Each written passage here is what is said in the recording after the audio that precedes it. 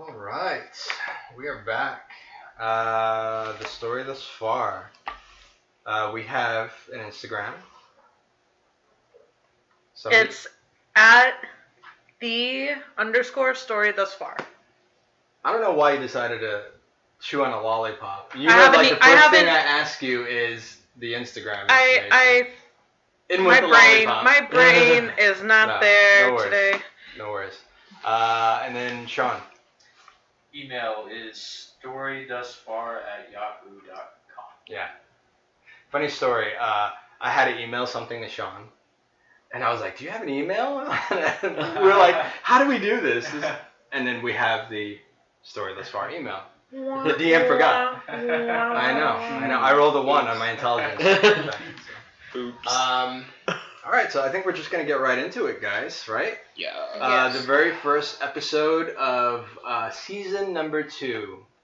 The story thus far: Daedalus, Terra, Talvis, and Barag, also known as the heroic mercenary group called Valor's Ransom. The journey has been long and arduous for the 4 of you. For some time, you have come into conflict with the cult of Talos and their leader, Zainda. Her ultimate goal was to bring forth the ascension of her god, Talos, the Three-Bolt King, to the material plane. For this, she needed 3 components. And she had all 3. 2 of which you knew of. 1 of which was shrouded in secrecy, even amongst her most loyal. Having navigated some false information, and some of your friends having been captured, Terra and Talvis, you rallied all who were around you, and all of you went to prevent the ascension of a god.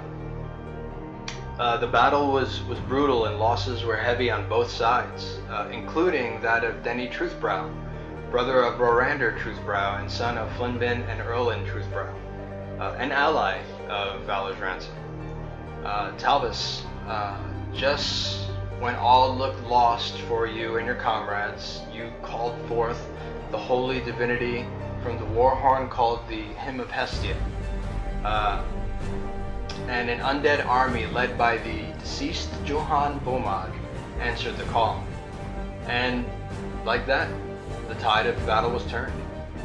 Talvis, Zainda finally revealed to you her progeny, the progeny you both shared, a son. She revealed the reason for her departure was to have your son in secret. A son that would have served as a physical vessel for Talos. With the first temple of Talos destroyed and her plans foiled, her only concern was for the safety of your son, so she fled the field of battle. Terra, you tried to capture the Talvis doppelganger that had run off during the fight. However, that didn't go according to plan, as both you and he came to an accord, and as such, he fled to parts unknown. The toll was indeed high, but Valor's Ransom had won the day. And so, several days have passed, and the last vestiges of the cult of Talos have disappeared from Zainda Zane's stronghold, known as the Arunova, formerly known as the Lorwick Dales. And there you all are. Having rested and somewhat recuperated, you find yourselves at the Dales as not only the chain breakers and liberators of the refugees who fought side by side with you, but of those folks still trapped within its walls of the Lorwick Dales itself. So, Valor's Ransom, there you are at the Lorwick Dales. It's been about a couple of weeks after the battle. What would you like to do? I am going to start walking around town, and I'm going to look for. I have his name right here. Or do I know if he survived the battle? Adnor, the gentleman I approached about. Adnor Aina? The dwarf? The The dwarf. stone Yes. shaper? He did survive. And he is actually he's helping facilitate the removal of the giant statue of Talos that was in front of the main keep, which is made of a lot of precious metals and things that they can actually reintegrate into the city proper. They're taking it down because it's an abomination, number one, but resources are very, very scarce right now. When you guys were at the Lorwick Dales, most of the buildings were just studs left. There were no walls. Everything had been destroyed. All resources were procured for the military. So there were no buildings to speak of, with the exception of the main keep, which is made of stone, that dwarven stone, as well as the Colosseum that you guys fought in. Other than that, there was not many buildings standing. So right now they are in a state of rebuilding the city, little by little. Right now everybody's concentrating on the outer defenses. They're particularly vulnerable to orcs, gnolls, bandits, anybody who would want to do the city harm. There's temporary shelters, and in the background, you hear a lot of sawing, a lot of hammers and nails, a lot of labor going on right now. Busy. Certainly not enough people to do all the work that's required. So. Okay.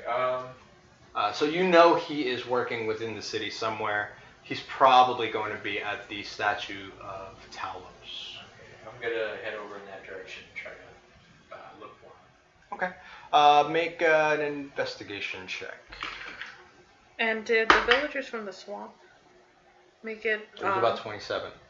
Okay. Did they make it back to their home in the swamp, or no? are they when there? when you guys left the swamp, Mm-hmm.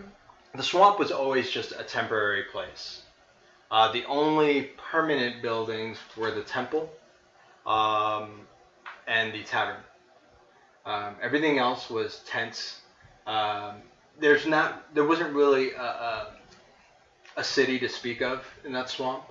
The swamp is not really conducive to life unless it's on 4 legs, you know. So, or it's got webbed feet. Other than that, you don't really want to stay in the swamp, which is why they camped there. Mm-hmm. They're relatively safe within the borders of the swamp. So when you guys left, they took everything that was valuable to them to that battle. So nobody went back to the encampment. It's you think it's still there, but all of the precious artifacts from the temple had been taken with them. Anything of value. And mostly it's survival gear, cutlery, tents, things like that. Okay. So. Oh, that's a 12 on the investigation. Okay. So you look around for a good 10 minutes. You ask a couple of people, and they all point you toward the stronghold. And there he is. Sure enough, stroking his beard, tugging on his beard, and kind of looking at this immense statue of Talos. And he sees you. Well met, Talvis. How are you doing? So finally recovering a bit. Yeah. I'm so tired. But... Tell me about it. And you could see he actually bears scars from the battle himself. Dwarves are a very hardy stock, though. You do know, though, Barag, you were hit with so much necrotic damage. You are still on your back. You are recovering. Mm-hmm. He was like over 50 points of necrotic damage. Oh, that's 60, right. 65 to be exact. 65. Yeah. He's still. I kept track of it. He was one of the worst casualties of the battle to have survived. Yeah. Any other dwarf would have been in the dirt. But this is Barag Drac, and he does not go down so hard. So he's still recovering, and he's being doted on by many of the fair maidens. Lorwick Dale. He's just fine. He's kind of a hero. Like, you guys don't realize kind of like the legend that is kind of spreading within these 3 townships of Valor's Ransom. You guys have kind of like street status, you know? Ghetto superstars, if you will. Yeah. So yeah, your popularity is on the rise, and Barag is being doted on by many of the attractive women at the Lower Dales. Yes. They kind of they do baby him quite a bit. So I. But yeah, he bears scars from the battle. But he's in relative good health. So I kind of look around at our surroundings. What do you think will become of this place? Much work to be done just to get it back on its feet. Sure, but it's worth it. You know, a lot of people lost. Ternsby Village was lost.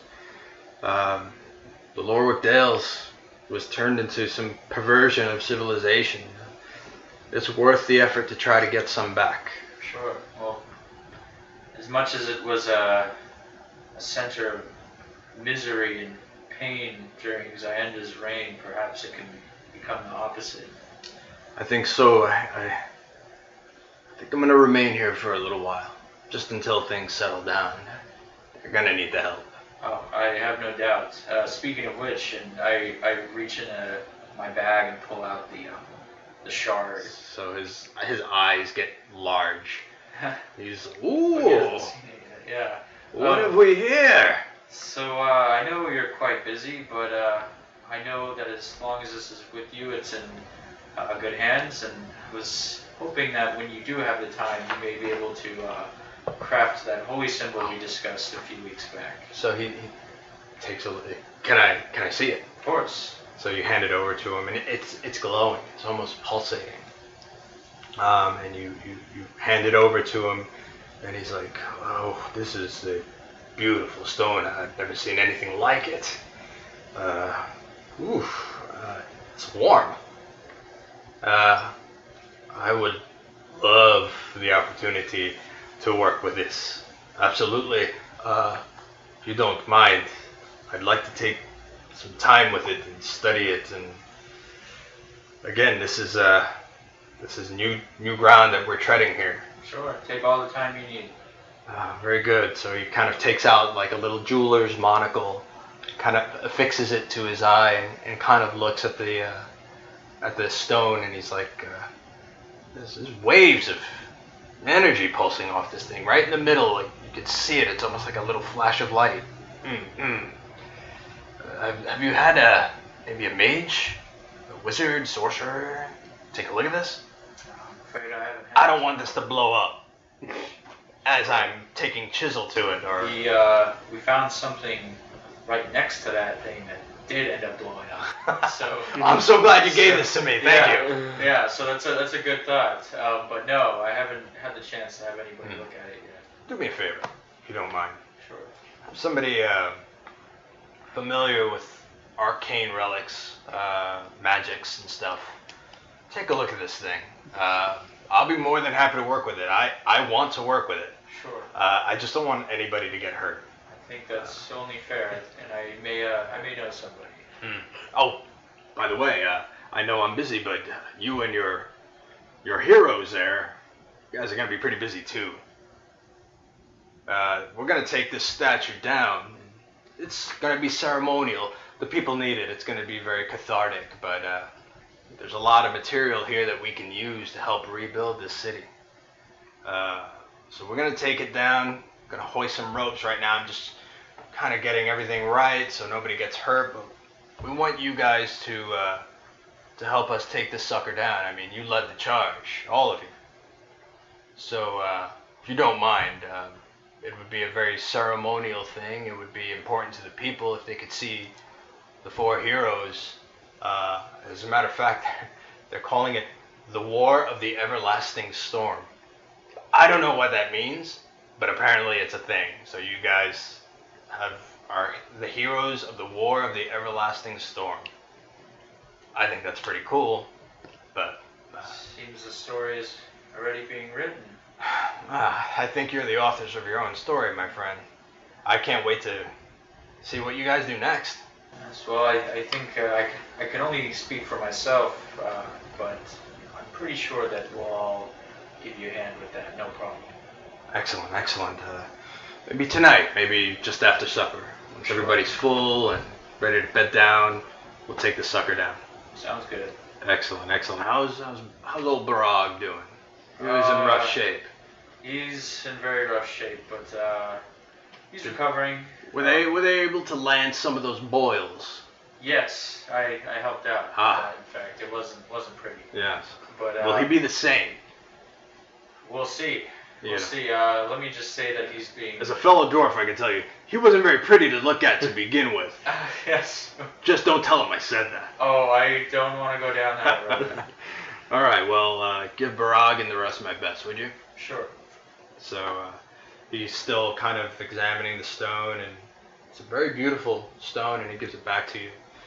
Well, you know where I'll be. I'll see you. Thank you. So, anybody else? I'm gonna actually. Oh. I want to go find Daedalus, actually, wherever he may be. Okay. So you are actually in a tent. Of course. There are a couple of young ladies, locals. Not of nobility, you know. They are a good, proper family, hardworking family. One is a brunette, very fine features, kind of a narrow chin and face, hair pulled back, and she's got simple garb on, and she's actually helping out a lot of the people who are still kind of suffering from this battle that you had. You're kind of housed with everybody else who is here at the Lower Dales, kind of on the mend. But you're one of the last ones. There are only a couple more people in the medical tent, as it were. And there's a second young lady, a redhead, a bit more stout, both human, a little bit more meat on the bone. She'd make a good dwarf, you think. But again, she's just busy helping out, and they both see you kind of stir from your slumber, and they, "Oh, Barag, anything we can do for you? How are you feeling?" I feel like someone whacked me upside the head. How's that fever? I don't know. You tell me. Get me the horse grease. I need to take his temperature. I'm okay. No fever. She breaks out this big jar of jelly, and she just puts her finger right in the jar, pulls it out, and there's this big blob of jelly on her pointer finger. Go on, turn around. No. The quicker this is, I'm okay. the sooner you can leave. No fever. I swear. Promise. No fever. You look a little peaked. Well, let me go see my cleric friend and warlock friend. Okay. And I'll get better, I promise. All right, Barag. I'm good. You wouldn't be lying to Cynthia, would you? No, I'm not lying to you, Cynthia, I promise. But Talvis probably needs some attention, I would say. I think Barag needs attention right now. That's what I think. You know what? Better safe than sorry. I think we need to err on the side of caution here. So just turn on your stomach. It'll be quick. Can I see my cleric friend first? And then if I still feel ill, I will come back, I promise. But I promise it'll be over before you know it. Darla, get the shaving kit, please. Get the shaving kit and the cream. Dwarves are especially hairy. There's no way I'm gonna get out of this, am I? Who are you asking? Fine. Okay, all right. Hurry up, I need to go see my friends. Turn over. So I turn over. On the count of 3, I need you to take a deep breath. And Daedalus, you walk into the medical tent. No! She goes 1, 2, and she goes, hold on. So Daedalus, you walk into the medical tent. And it's like, I laughed a little, and then was like, And you walk right out? Right back out. Oh, that was nice of him. She goes, okay, you're good. So, comes right out. We used to do this to the horses and the pigs on the farm. So this is a proven scientific method. And I will send you the bill, Master Barag. I send it to Talvis. Send it to Talvis. Yeah, he owes me for this one. Hey, you know what? I heard that you were a manager for a music group. No, I think that's a certain human named Barag. I think he had the same name as me, but he's a human. I'm a dwarf. I don't know. Last I heard, they were on some sort of tour, they called it.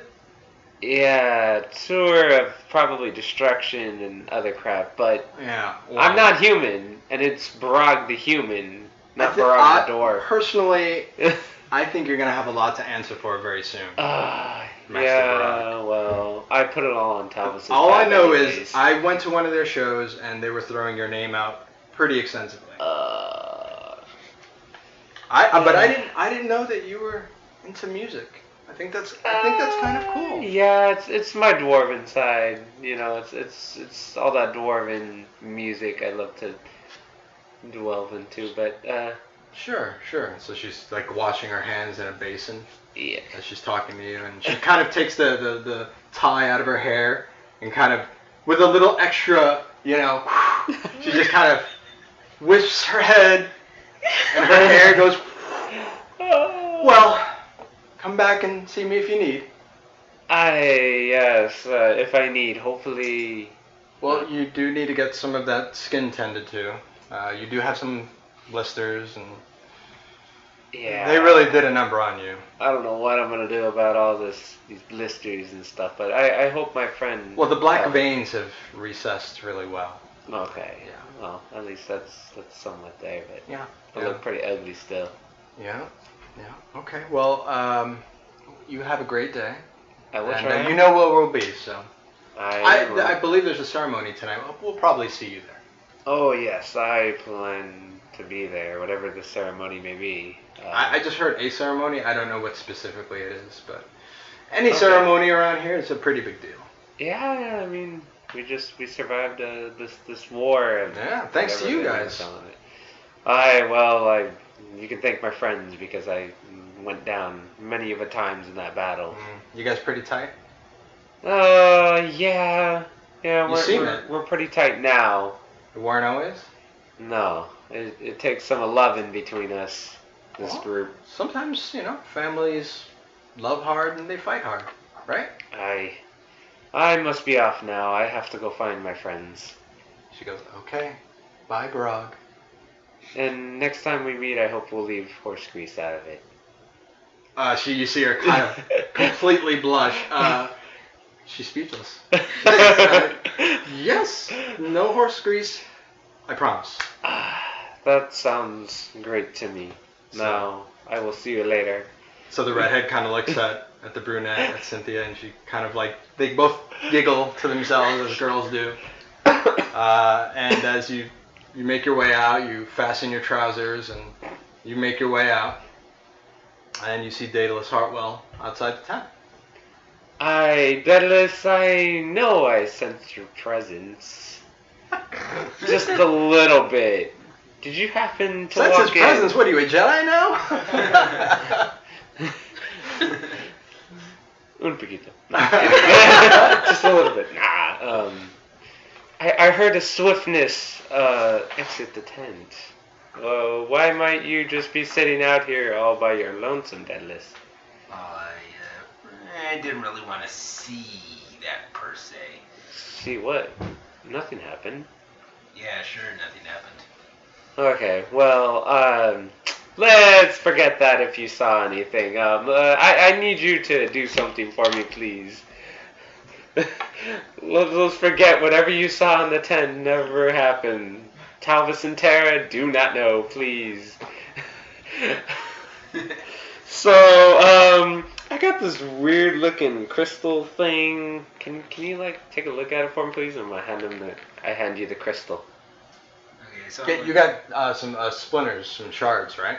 Yeah, I think I got one big palm. Okay. I have a palm-sized crystal sample. Yeah. And I hand it to him and I'm like, can you tell me what this is? haven't seen it. Haven't seen anything like this before. Well, Aside from, I haven't really studied one. I'll try to do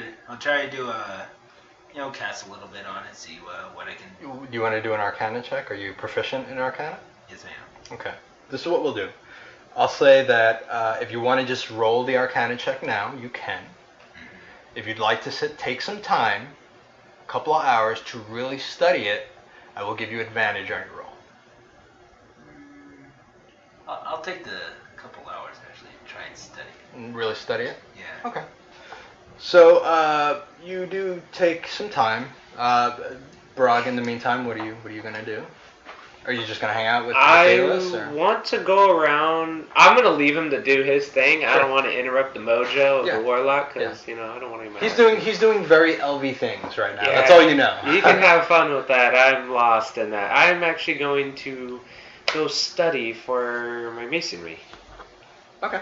Yeah, and if there's you don't mind. there's a lot to study between the keep and the Colosseum. Yes. So Yeah. you can actually go check some of that out. A lot of it is still intact. Mhm. When the Lorwick Dales fell, it essentially was almost no fight, no resistance. I mean, they were just completely caught by surprise. Yeah. So it wasn't until after Zion Dezane had taken the city that they destroyed anything and everything but the keep itself and the Colosseum. Now, as you're studying the keep, you do know that it's made of a good dwarven stone. Make your roll.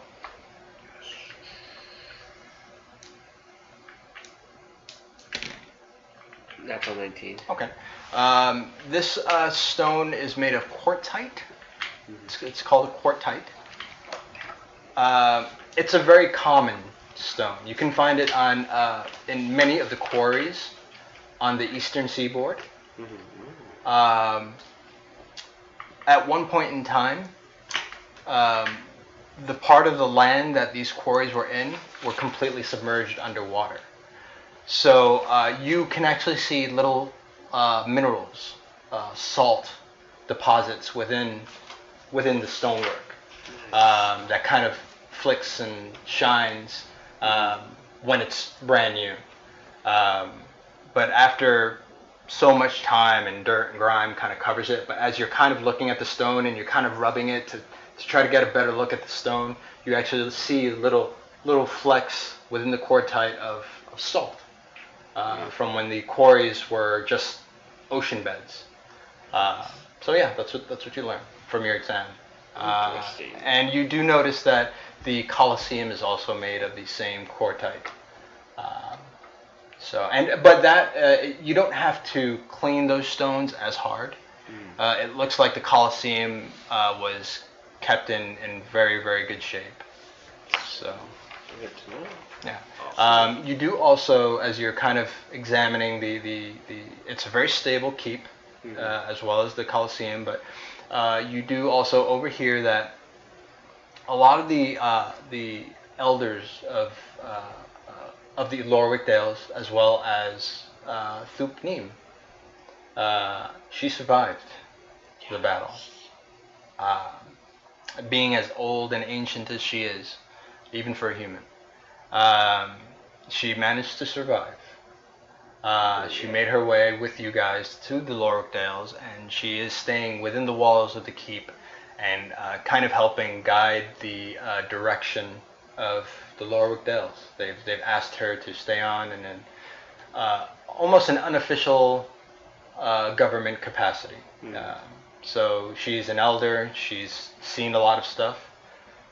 You guys can probably attest to that. And yeah, so she's been kind of unofficially voted to help guide the survivors and the refugees. So yeah, she's actually in that keep as well. Oh, okay. Is Thupnim human or is she elf? I believe she's human. I wrote elf for her. Oh, she's elf? Okay, Yeah, I'm she's sorry. I'm elven. sorry. She's Because remember, she lived a couple hundred years. Yes, she's elfin. I'm sorry. Thank you for that. Yeah, no problem. And so, Terra. I was actually, speaking of Thupnim, I was actually gonna go and look for her. Okay. So make an investigation roll, please. 16.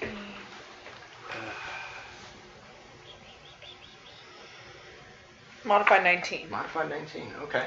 After some time, you're walking around, you're asking questions, and Barag kind of overhears you asking for Thupneem, and Barag, as he's rubbing a stone on the keep, he goes, "She's inside," and he doesn't stop rubbing the stone.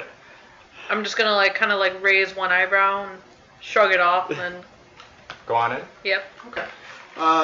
It's a hotbed of activity. You see the most vulnerable of the refugees are kept within the stone keep. Children, the elderly, some of the folks who are very injured from the battle, but who have stabilized, are kept within the protected stone keep walls. And after some time, you do see her in a very large room with a large oak table, and there's about a dozen seats at this table. And there are folks, you gather some of them may have been nobility at some point in time, some of them farmers, but they all seem very well respected. And she is actually in that big room.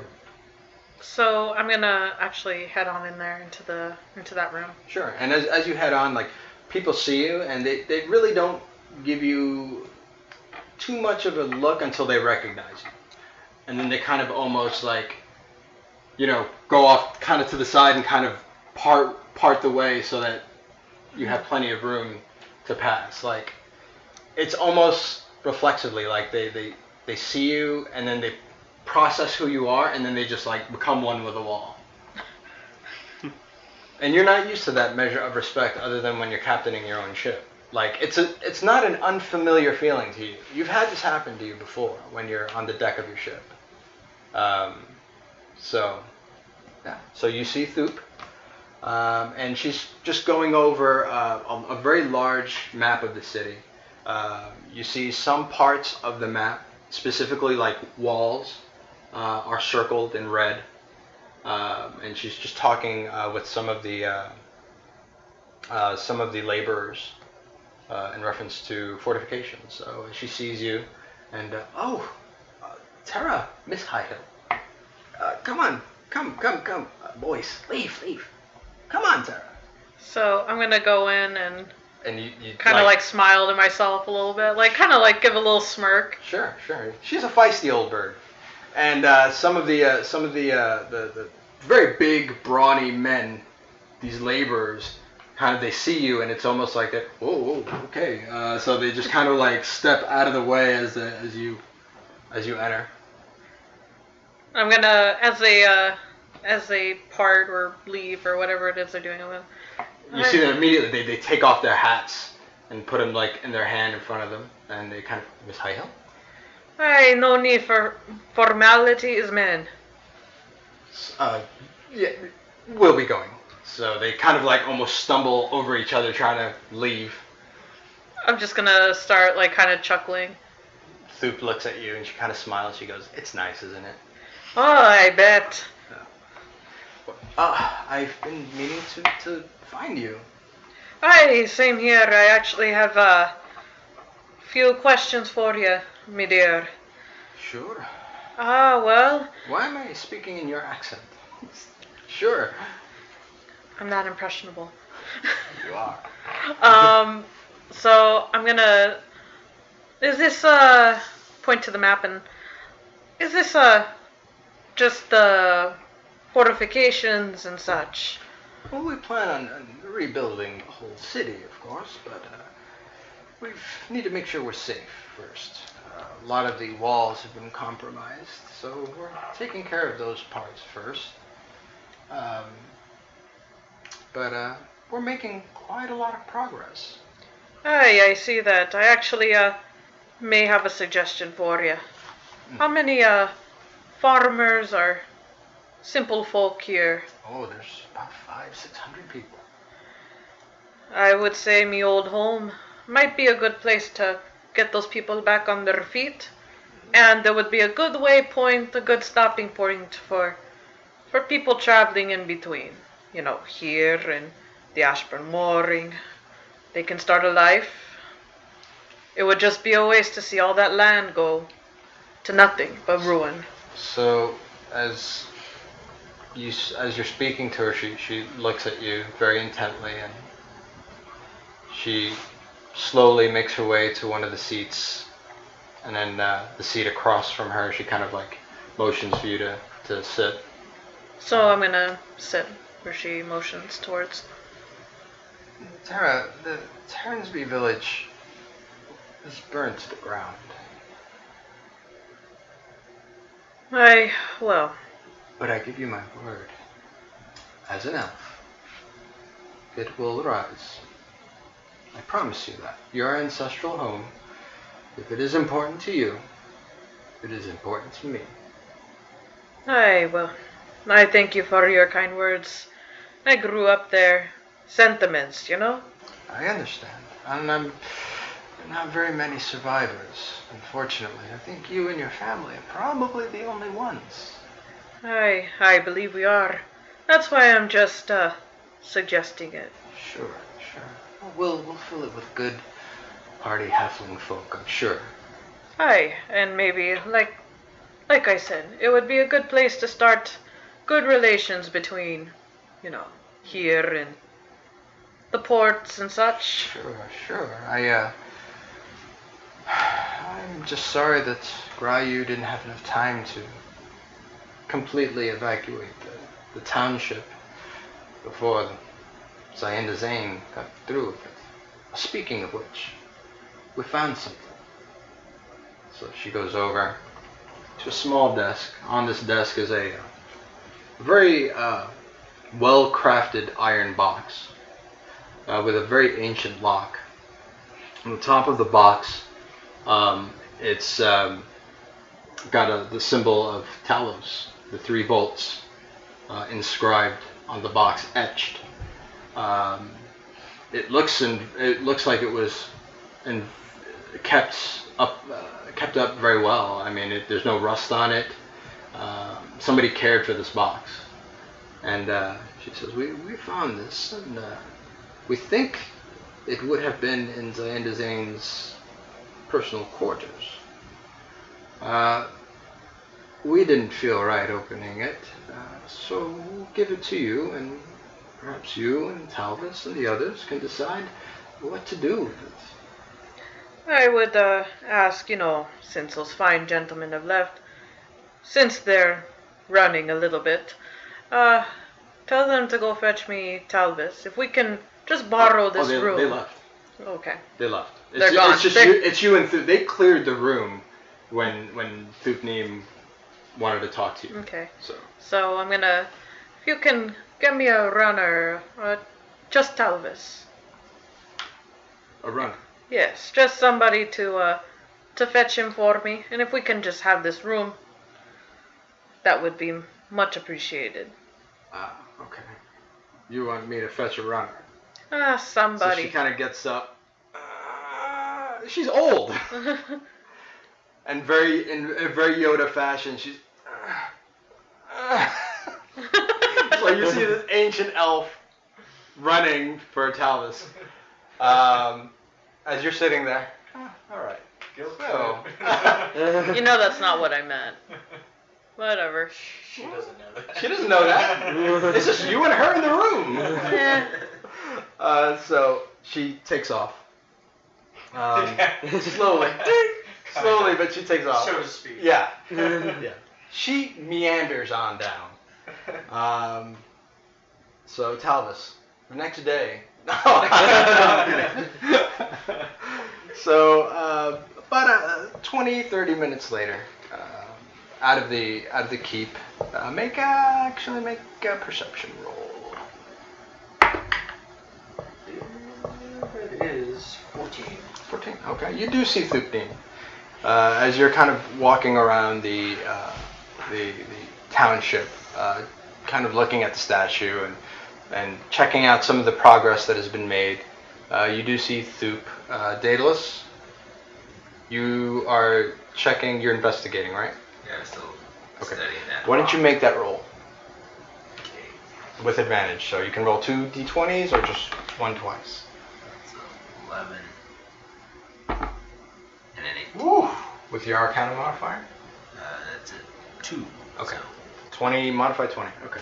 So you know that this stone is not of this material plane, for sure. You know that it's wildly buzzing with magic potential. It just needs to be tapped. You don't know how to do it. You think that there are crafters that can tap the magic potential of the stone. But you don't know to what effect. Because, again, you've never used stone. You've never crafted like this before. But this particular material is something that very rare items can be made from. So, yeah, and that's kind of what you figure out. And as you're kind of finishing up your examination, you and both Talvis kind of see Thupneem come out of the stone keep. Obviously, Barag, you see her come out of the keep as well as you're kind of like examining the stone. No, don't mind me. I'm just watching your stone. She's just pouring in sweat. Oh. So she goes, "Oh, Barag, where's Talvis and Daedalus?" Daedalus, I don't know. I left him somewhere. He's studying some stone for me. Do me a favor. Can you fetch them and have them meet us in the main chambers of this keep? Of course. Yes. Do you need help back up the stairs? I'll make it. Thank you.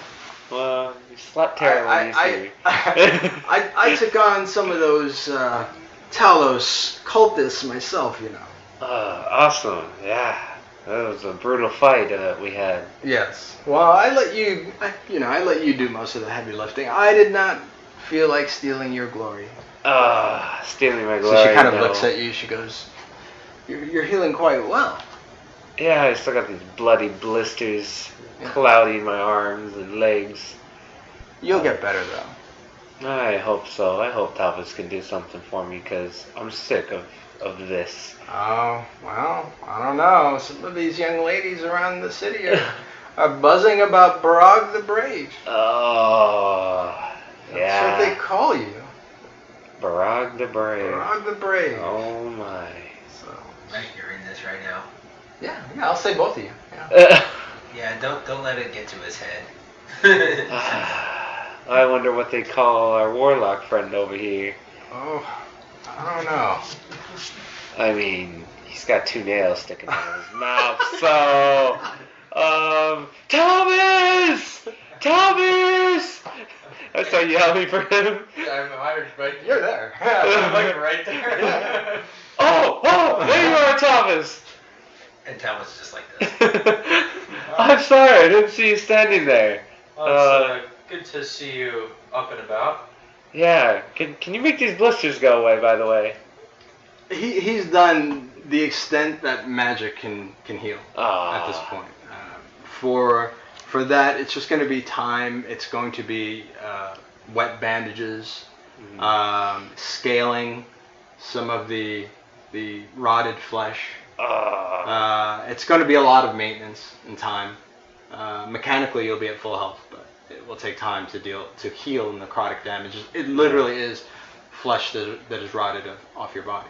So mechanically, I'm at full health. Mechanically, you'll be at full health. 65 of it is necrotic damage. No, you'll be at full health. Oh, okay. A couple of weeks have already gone by. Yeah. Okay. So you've been taking care of yourself. They probably been rubbing horse grease on me the whole frickin' time. Yeah. So as you guys head into as she heads back into the keep, she's, "Talvis, you may want to see this. We found something you may find interesting." Okay. Barag, why are you walking so funny? Yeah. I think it's I don't know. I think there's something like, I think they lanced a blister or something off my butt. I think that's why. Of course. Yeah, probably. I mean, I can't see my own butt, so. Yes. Kind of can't turn that far. Like, yeah, they lanced a blister. Whoa. Utter sarcasm. Shut it! So as you guys banter with each other, you do make it to the main chamber of the Stone Keep. Beautiful, large table.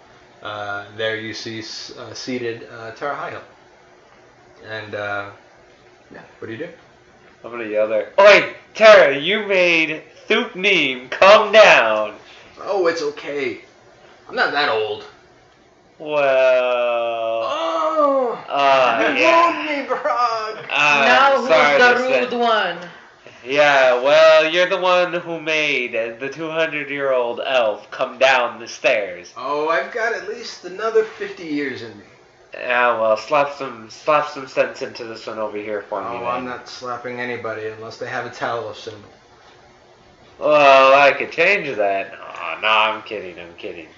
So she goes, we came across this iron box. It's small. We didn't want to open it. We didn't feel it would be right, but we think this box was probably in Zain's chambers, so what do you guys want to do with it? Talvis, you probably want to check it out. Is the box like on it? It's on a desk. Surface somewhere? Yeah, it's on a desk. So nobody's opened it yet. So she just shakes her head. I'm just gonna point to the lock. Well, that's kind of obvious there, dear. There's a lock on it. You make an investigation roll with advantage. 17. 17. The lock is ancient. It's not like a lock that you've ever seen before. Most locks have pins and tumblers. You see almost like a place to put your thumb, slide something, there's something underneath, and perhaps something that you could pick. Maybe.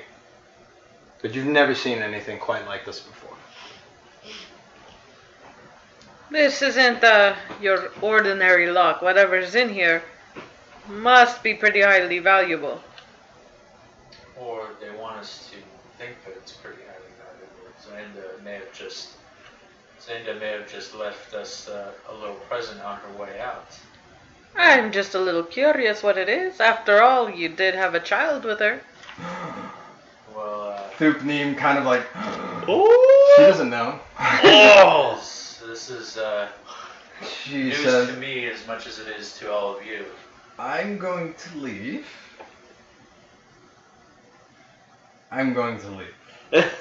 So Thupneem kind of slowly makes her exits the room and leaves the room to the four of you. So as I'm sitting, I'm just gonna put my feet up on the desk and kind of like lean back in the chair. Oh, I guess cat's out of the bag, and flip a coin. Just like flipping. Casually. Yeah. So It's up to you. She's your whatever the hell she was to you. We can try and open it. Maybe I can show you how. If not, well, we can bury the thing or just burn it. Seems that the lack of a direct threat looming over your head has brought you back to old form. And I approach the box, kind of pull it closer to me and inspect it. And I turn to Daedalus. Excuse me, Daedalus. Would you mind coming over here and taking a look at this for me? I can't seem to figure out much about its nature just by looking at it, but perhaps you could. Sure. So I walk on over and they glance at boss and can I do an Arcana check on it? Is there like any sort of magic about it? Sure. Let's see if I can. 13 plus the 2, so that's 15. 15 total? Yeah. Okay. There doesn't seem to be any sort of magic inscription, runes. Doesn't seem like anything that you've heard about or read. It seems like a very beautifully crafted and cared for iron box. Something that somebody would keep something precious in. Gold, stones, heirlooms, things like that. You don't really see much of a locking mechanism on it, but locks were never really your thing. But it doesn't seem enchanted at all. Okay, so there's nothing magical about this box, really. Maybe you should ask Terra, see if she can somehow pick the lock. Granted, this isn't your ordinary lock, but I have a feeling that she can probably get you closer to what's inside. I look at the locking mechanism, and you said there was a. There's a depression where you put your thumb. Okay. Did I tell him that, or am I the only one? No, he's looking at it. Okay. There's a depression where you put your thumb. You think it could slide somewhere, and then after that you don't really know what happens. Okay. Unless you attempt to put your thumb on it and slide the panel. So I will walk. How big is the room that we're in roughly? It's a very big room. Okay. Yeah. So I will try to create a bit of a distance. I'm just going to kind of walk casually as I'm looking at it and create a distance between me and everybody else in the room. And I'll say if there's 50 feet of room, okay, I'll do that. And then as I hold it in my hand, I'll push my thumb into the depression and attempt to slide it, see what happens. Okay.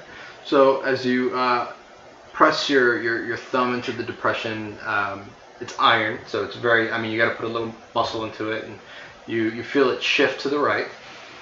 And as it shifts to the right, you do see a slot for some sort of key mechanism or unlocking mechanism. Looks very wide. Looks bigger than your average key. Okay. Yeah. So I turn back around and I bring it over to where Terra's at, and I set it down on her lap. She's sitting down. Yeah. And say, well, I guess it is a job for you then if you'll take it on. Do you want me to open the damn box or not? I believe that's what I just stated, yes. Alright, I need clarification. And I kind of demonstrate how I push my thumb on the mechanism. Sure. So he shows you the mechanism, and as he slides the panel over, you do see a very large, wide slot mechanism. When he takes his thumb off, does it go away? Yes. Alright, you want me to open this thing? Keep your thumb on that. My hands are too small and I need both my hands. So I'm going to need you to make a sleight of hand check just to keep it open while she works, and I need you to make a sleight of hand check with advantage because you're using your tools. 13. Excellent. With advantage, so you get to roll twice. Okay. Plus 24. Oof. So you slide open the panel. She takes her tumbler key, her lockpicking tools out, her custom-made lockpicking tools, and she pulls out 2 tools, puts them back in, pulls out another 2 tools, flips them between her fingers, and then just like sticks it in there without looking, and then pulls them out, and the top pops up. And I take a look inside. And you do find a piece of parchment that is folded with the seal of the cult of Talvis. And you could read that out loud if you choose. Oi, what the hell's in the box? What's in the box? Leave the man alone, it might be some personal business. This was the only thing in the That box? was the only thing in the box. Okay. Everything's personal business when it comes to us. Stop your whining. If he wants to say it, he can say it. If not, just leave him alone. Okay, so I hold up the letter. Dear Talvis, if you are reading this, I am most likely dead, in all probability by your hand. By now you know of your son, Archer.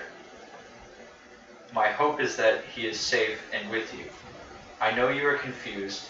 Perhaps this is my confession, not to Talos, but to you. I was expecting to see you here at the Abranova. This you are already aware of. What you are not aware of is how much I still care for you, even then, even now. I make no apology for the things that I've had to do, and I don't expect you to understand any of it, for I am tasked to carry a burden the likes of which I hope you never have to know. Take care of Archard for me. He will have many questions about us.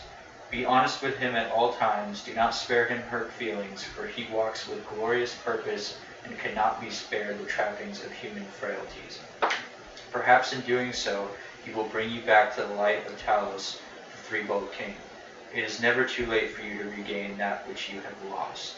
With love eternal, Zayenda Zane. And that's it. Well, that's kind of awkward. And so I read it over a couple more times, and I fold it a couple times, and I pull out the heart of Hestia and set it on the head of the hammer and ignite it. So it. And keep it in this stuff.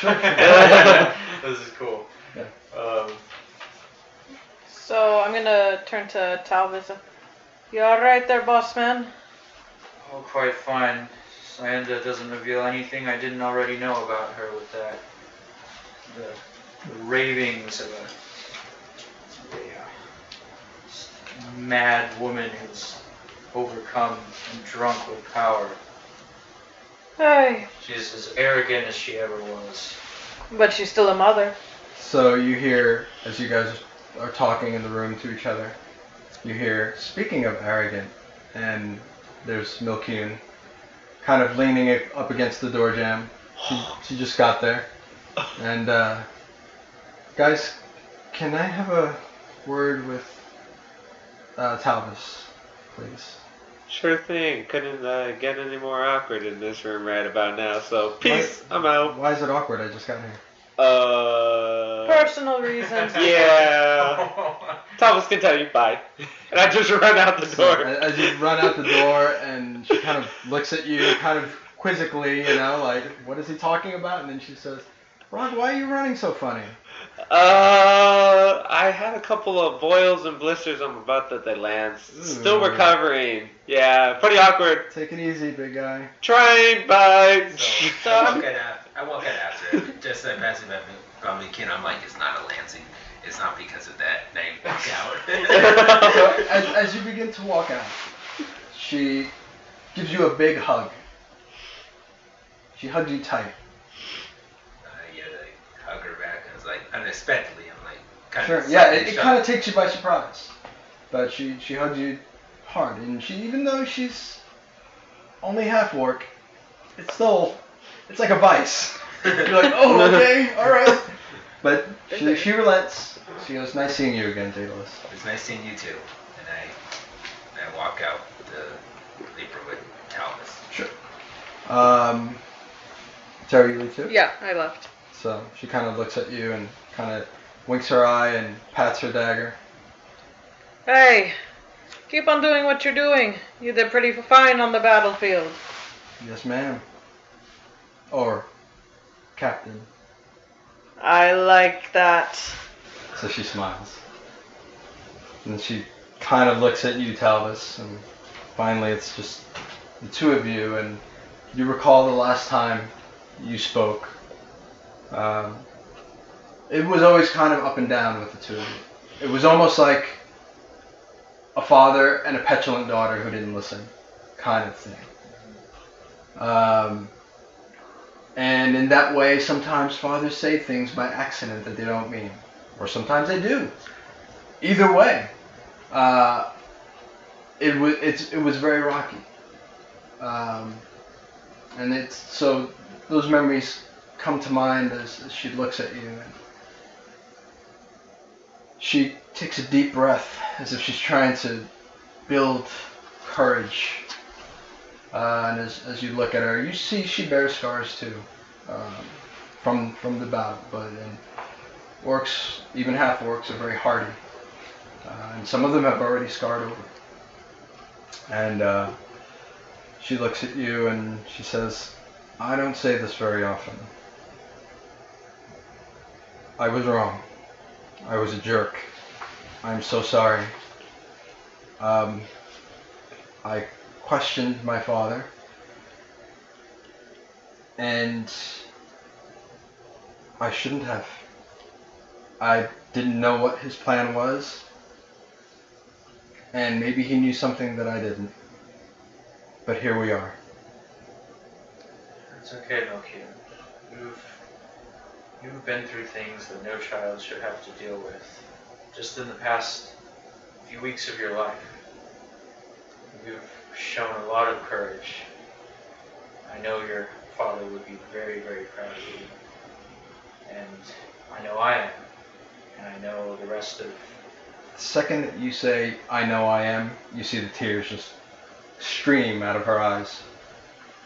If the worst, and I kind of try to get like semi-eye level with her, if the worst that has happened is that you had some minor disagreements with me, I think you're doing quite well for yourself. And I just kind of pat her on the shoulder. So she reaches into her pocket and takes out Johann Beaumont's beads, prayer beads. And she says, you've more than earned these, and I had no right to take them. I'm sorry. Can you forgive me?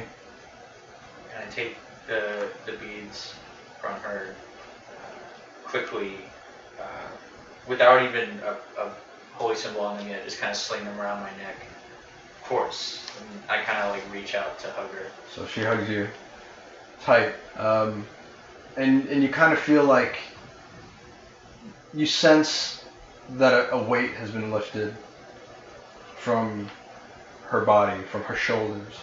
Something that she was carrying for a very long time is finally she's been able to release it, and you feel that this is probably the first time that she's really had to grieve and process that her father's gone.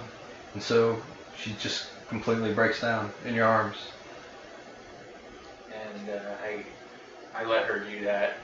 And then when I have the chance, I look her in the eye again. Look, you're in a much safer place than you have been for a while. You need to take the time to recover and to be around the people who love you and care about you. Because I know there are many of them. And I have a feeling that many of them will be living and congregating here for the time being. Just know that you have my support anytime you need it. So you see her smile from ear to ear, and she's like, yeah, a couple things about that. I was hoping, I want to travel the path of Hestia, like you and like my father. And if anything, my father's sacrifice and meeting you, that has just cemented in my mind anyway that serving Hestia in whatever capacity she'll allow me to is my destiny. I'm hoping that you, and you hear her voice start to quiver a little bit, I would like you to perform the inclusion ceremony for me. And you know it. Anybody who swears their life to Hestia has to go to an inclusion ceremony. And it is a lot of, and it's basically swearing your soul to your deity. It's a very important first step to a full lifetime commitment and service to any god. You had to do it when you joined the cult of Talos, but most religions have a ceremony that's similar to that. And so she says, so I would like you, if you wouldn't mind, if you could be, the guy who officiates the inclusion ceremony for me. Because my father would be here to do it, but he's not, so I want my second father to do it. I would be honored. So she just grabs hold of you tight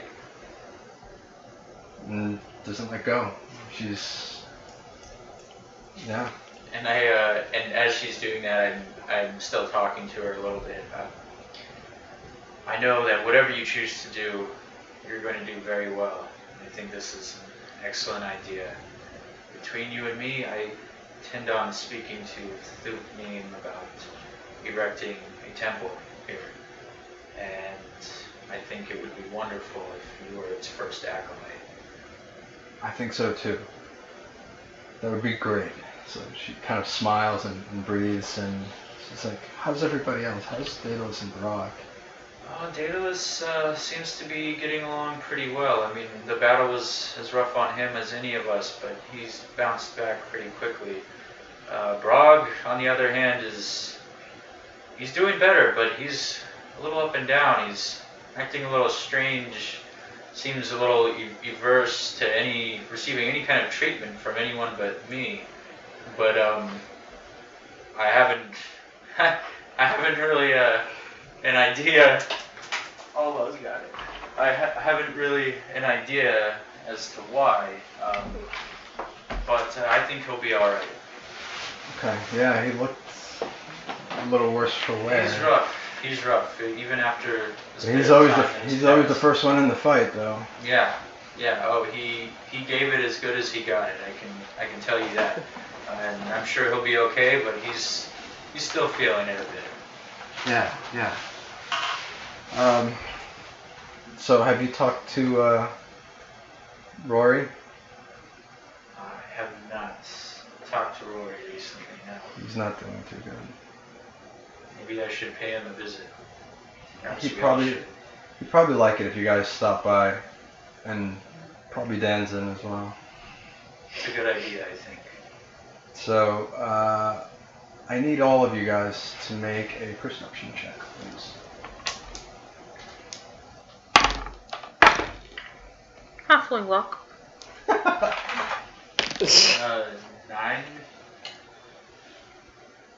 15. 15? 14. 14? 11. 11. Yeah. Okay. Milkune also makes a roll. So, Terra, Daedalus, what'd you roll again? 9. 9, okay. You two, as you're kind of walking out and checking out the progress that has been made. It's a beautiful sunny day. And you hear blood-curdling screaming coming from the direction of the Colosseum, and as you and Milkune are talking, you hear her kind of perk up, and she goes, something's going on. And so she starts running out the stronghold. I'm gonna motion to Barag. Did you hear that? It's coming from the Colosseum. So as she points it out, you now hear it, and you see a throng of people running away from the direction of the Colosseum. Some of them are screaming. One of them is bleeding from the head. What do you do? I'm gonna pull one of the villagers or whoever's running aside. What's going on now? Some creatures deep in the subterranean tunnels. We thought they were empty. We were just excavating and they attacked. We didn't even know they were down there. Alright, get to shelter. Yes, ma'am. So you hear him just screaming, get the little ones off the street, off the street. What do you do? So, I'm gonna turn to Daedalus and I'm gonna turn to Barag. Is Talvis at this point with us? Talvis now arrives. Well, lads, it seems like our work here is not done yet. I'm gonna take Chimera Rising and just kind of like a baseball player hits the baseball bat on their shoes. I'm gonna just hit my shoes and be like, I'm ready, let's do this. All right. Always the show off, Barag. So now that you're out, you actually do see people en masse running away from the direction of the Colosseum. One of them hurt badly. A head wound of some sort. What do you do? I guess we know where we need to go then. And I just take off in the direction where everybody's fleeing from. Okay. Not before me! And I try to start running in front of Talvis. All right. I'm gonna just turn to Daedalus. Oh, Barag's back to his old self, I see. Still wobbly as he's running, but he's doing alright. Yeah, I'll tell you about that later. Well, please do, over an ale at least. All right. So as you guys go running towards the direction of the Colosseum, you do see what looks to be a four-legged creature. It almost looks like the chimera that you had fought previously, but it's not. It doesn't have the workings of a jaw. It literally, where its mouth would be, it's just a big empty cavernous space, a hole. And you could see right down the hole, right into its throat. And it's just got rows of jagged teeth, circular, just around its head. Now the top of its head, even though it's felinoid, like a large feline, it's almost human. And I need everybody to make a nature check, please. At least it wasn't animal handlings. 18. 18. 17. Okay. Barag, what do you got for me, my friend? And 7. 7. Okay. Yay. You're not too sure what this creature is. You've never seen anything like it, but the both of you have heard of this creature. It's called a manticore. Whoa. And turn to the page because I'm not prepared or anything. Like we're not playing D&D. So it's got a huge body. It's got that humanoid head, rows of teeth, no lower jaw to speak of. Just you could see right down its mouth hole and right into its throat. In its auburn type of mane, you see large spikes all around its head and its neck. Large, leathery, striped wings protrude from its shoulder blades. Its front paws, even though they look like a lion or a feline, have an opposable thumb as well. It's got a long, jagged tail that ends in just lacerating spines, very jagged looking. I need everybody to roll initiative. Yes! Ha And I need to get the Colosseum map. I'm smart. Oh. Okay, so new rule for initiative, guys. Hmm. New rule. Can you get that map? Or somebody get the map out for me? So the new rule for initiative is going to be that when you guys roll initiative, I need you guys to write the number on the initiative that you rolled for your initiative. That way, in case I have to add somebody into the initiative later, I know where they are going to be added to, okay? Okay. And it will become clear as to why in a minute. Oh, you could have just laid it right on top. It's alright, it's alright. No worries. Alright, so yeah. You see this large manticore and it's not pressing forward its attack. It's in the middle of the Colosseum and it just looks like it's prowling. It's looking maybe for weak, injured prey. Nobody is in immediate danger, however. So what is the initiative order? I have 19. I have 12. 17. Okay, so net first, it's going to be Barag. Of course. Yeah, don't forget to write your initiative.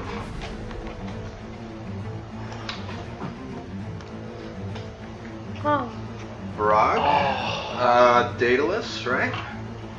Dope. Okay. Who's next? I have 12.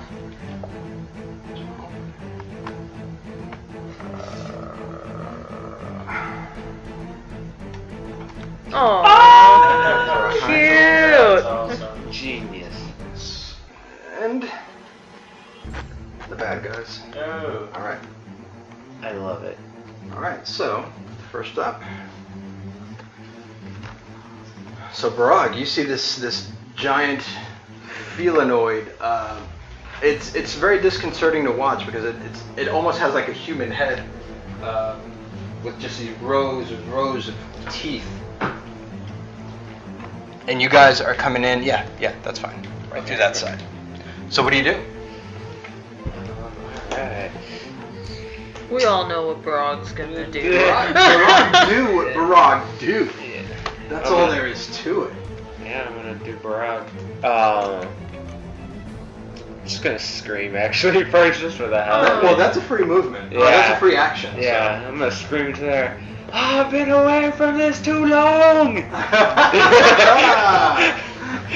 That's fair. Yeah, and I am actually going to.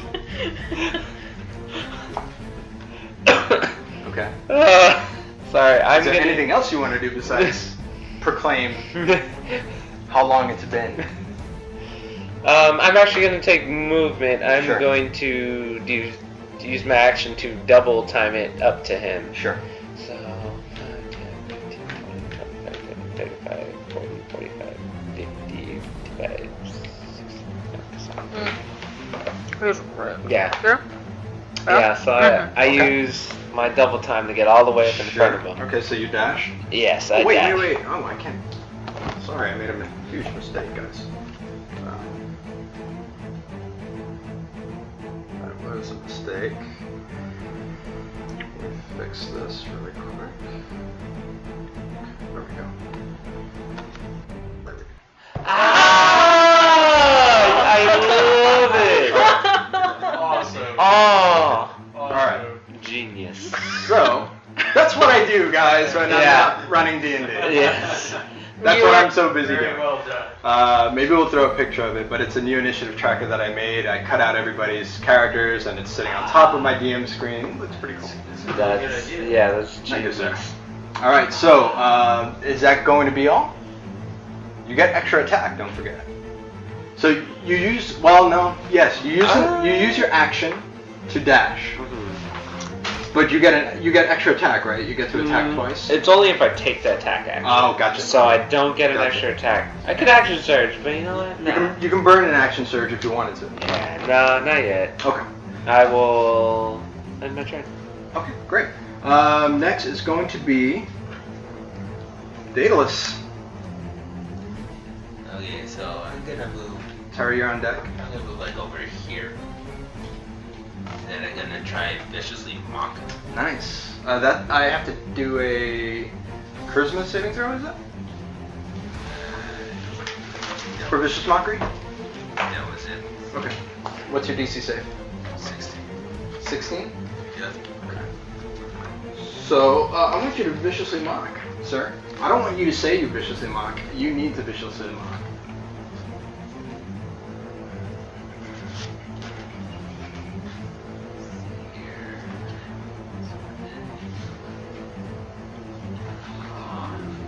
The vicious mockery. It's a wisdom save. Wisdom save. All right. So what's your DC save? 16. 16. That proficiency bonus going up at 9th level is nice, huh? So nice. Natural 20. But I still need you to viciously mock. I need the attempt. At least give me the attempt. So you said, yeah, like a gaping maw. Right. How big is your It's a pretty good one, I think. So I'm like, hey, how big is your litter box? So he looks at you. You see his eyebrow kind of peek up. So unfortunately, though, your vicious mockery does not have an effect. But he does know that you're there. So that is an action. Do you want to take a bonus action? I don't think I ever had anything. Okay. All right. Action. I'm just gonna sneak back behind the pillar right here. Good enough. Terra, hi, help. So I'm actually going to Talvis, use my stealth. okay, go for it. Since Barag is doing what Barag does and distract. Barag do what Barag do. That's a good t-shirt. Oh my god, natural 20. Nice. Yeah, absolutely. So you go kind of behind that column and disappear. Very Batman-ish. Alright. Let's see. And my movement is... 25. But it's half of yourself. So let me see. Unless you want to take your full movement and then go stealth.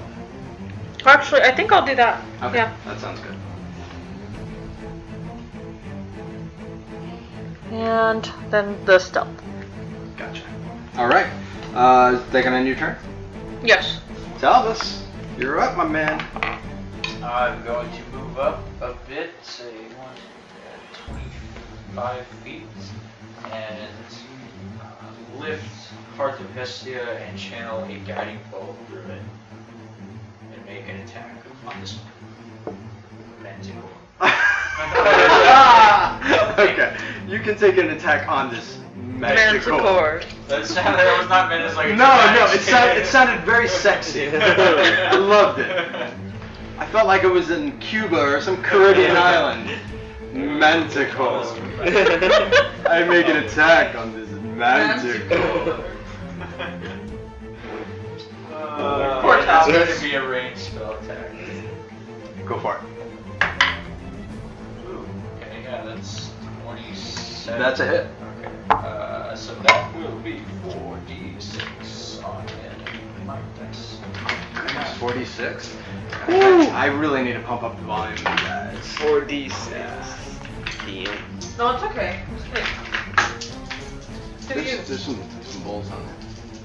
That's a first level spell too. But you're casting at a higher level, though, right? No, that's Oh, first that's level. first level. Yeah. Oh. So let's see, 14. 14, nice. Ooh. That is nice damage, dude. Alright. So you cast your guiding bolt. How does it look? How does your guiding bolt look? So it channels. It's a blue light that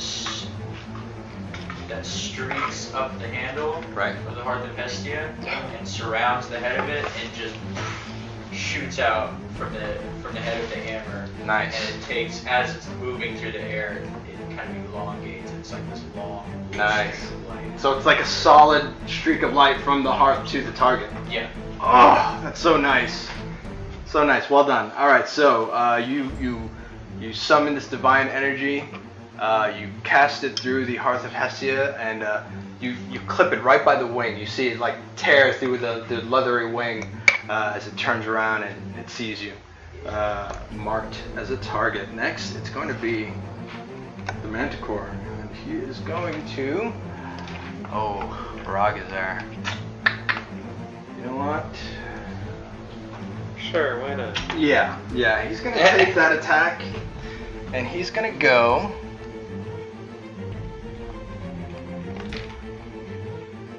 Oh. Attack Daedalus Hartwell. Poor Daedalus. Daedalus was the first to draw blood. Did you draw blood? No, you didn't. No. You didn't. No, but you attacked it. You tried to viciously mock him, though. I tried. Manticores never forget that. Question. All right. Yes. Do I get an attack? You of do get an opportunity? attack of opportunity. Yes. I'll roll for that right now. Do it.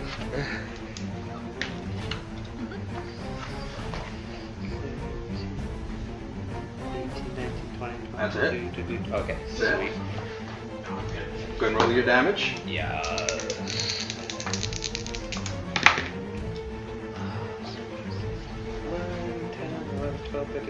15 damage. No, 16 damage in total. Nice, dude. Oh yeah. All right, so you hear a bone break right by the shoulder as you swing Chimera Rising. It's been like a good long while since you swung it. It feels good, but you almost are surprised by the weight of it as you swing it around. You're just getting your bearings again, being in battle. So it takes that, and you see the front paw kind of like it favors it a little bit as it's running. But Daedalus Hartwell. Oh. Yeah. Barag and how does hot Multi-attack. 16, does that hit? So it's one bite. And one claw. 15, does that hit? Yeah. hits. That also hits. Okay.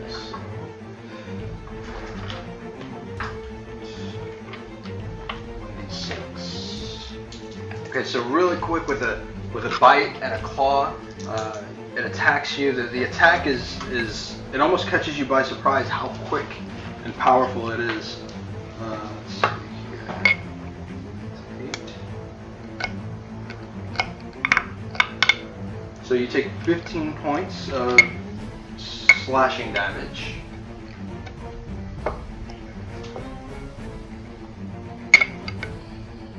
Actually, no, you take 8 points of piercing damage and 7 points of slashing damage for a total of 15 points. And that is going to end its turn. Now, back up to the top of the order is Barag. Because he's eating a pineapple. So I am going to take movement to right behind him. Mm-hmm. And Now, because you're flanking, you have advantage. Sweet. So I'm going to make an attack, of course. A roll for the 2 attacks.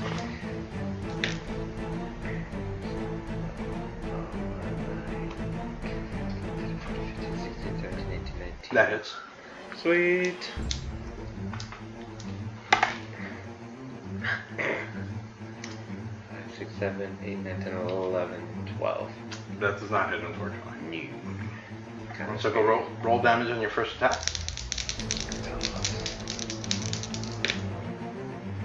We're fighting for the 1. Sure. It's 5, so 11. 11 damage. Alright.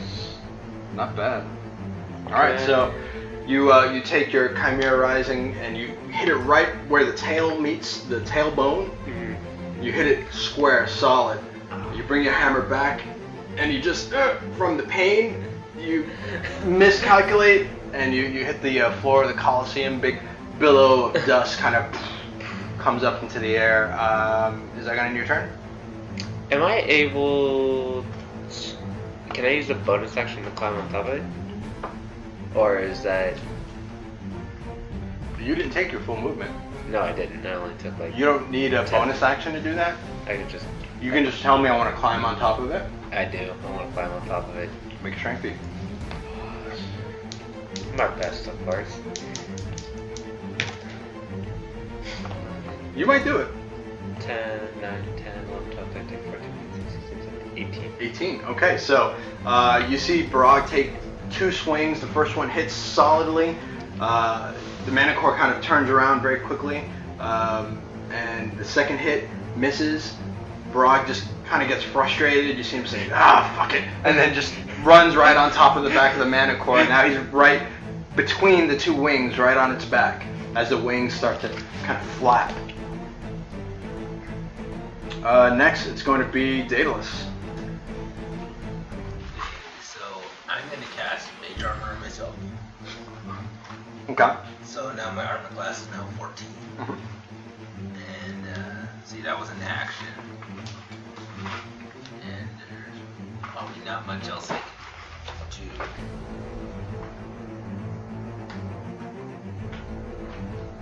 Yeah, because casting Mage Armor was an action.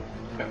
So, and moving out of his range would be stupid. Attack of opportunity, yeah. Yeah, so I'm gonna just stay put.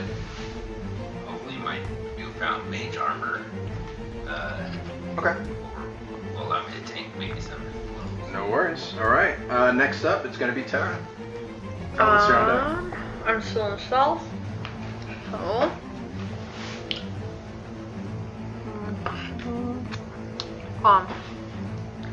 Half for 25. You have enough to make it. I do? Yeah. Okay. Right here, right? Mm-hmm. Okay. So I'm gonna use Assassinate and Sneak Attack. Go for it. Oh, I forgot one more. Thank you. And then Frostbrand and Sneak Attack. If I get it, hold on. 17, 25. 25. Mm-hmm. That is it. It's almost ridiculous I have to answer that question. Of course that is. So, 25. Nice. So, both of them land, yay. Yep. Don't make fun of me. I believe your assassinate. One of your things went up with 9th level. Oh, that's right. Double check. That is right. No, you're right. So you gotta just double check. Mm-hmm. You may be nerfing yourself if you don't. Okay, at 9th level, your sneak attack goes to 5d6. Oh, well, hello. True. So you get to add an extra d6 to what you roll. Okay. Jesus. Dude, at level 20, her sneak attack is 10d6. Oh my god. Oh, so I don't do D4s anymore. I was doing D4s. You never do d4s for sneak attack now. Well, I'll be danged. It's always d6. Oh, that's right. Yep. So, yeah. So 5d6 for sneak attack. Okay. Yeah. Gotta stay on top of that stuff. Levels are important. This one. There we go. 4,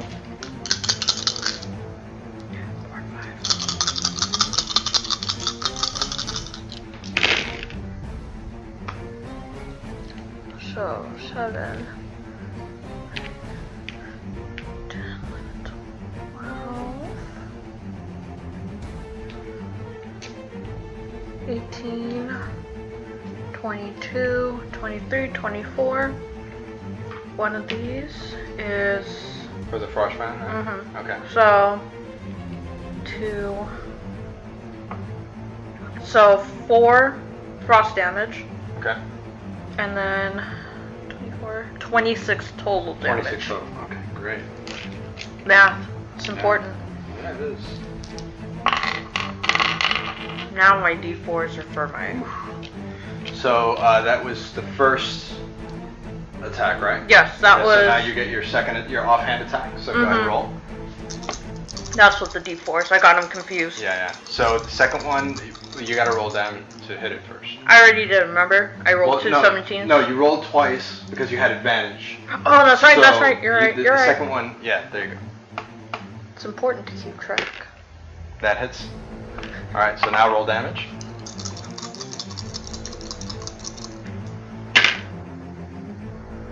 Four, 5, 6, 7, plus 1, 8. 8 damage. Oof. Man. You guys, man.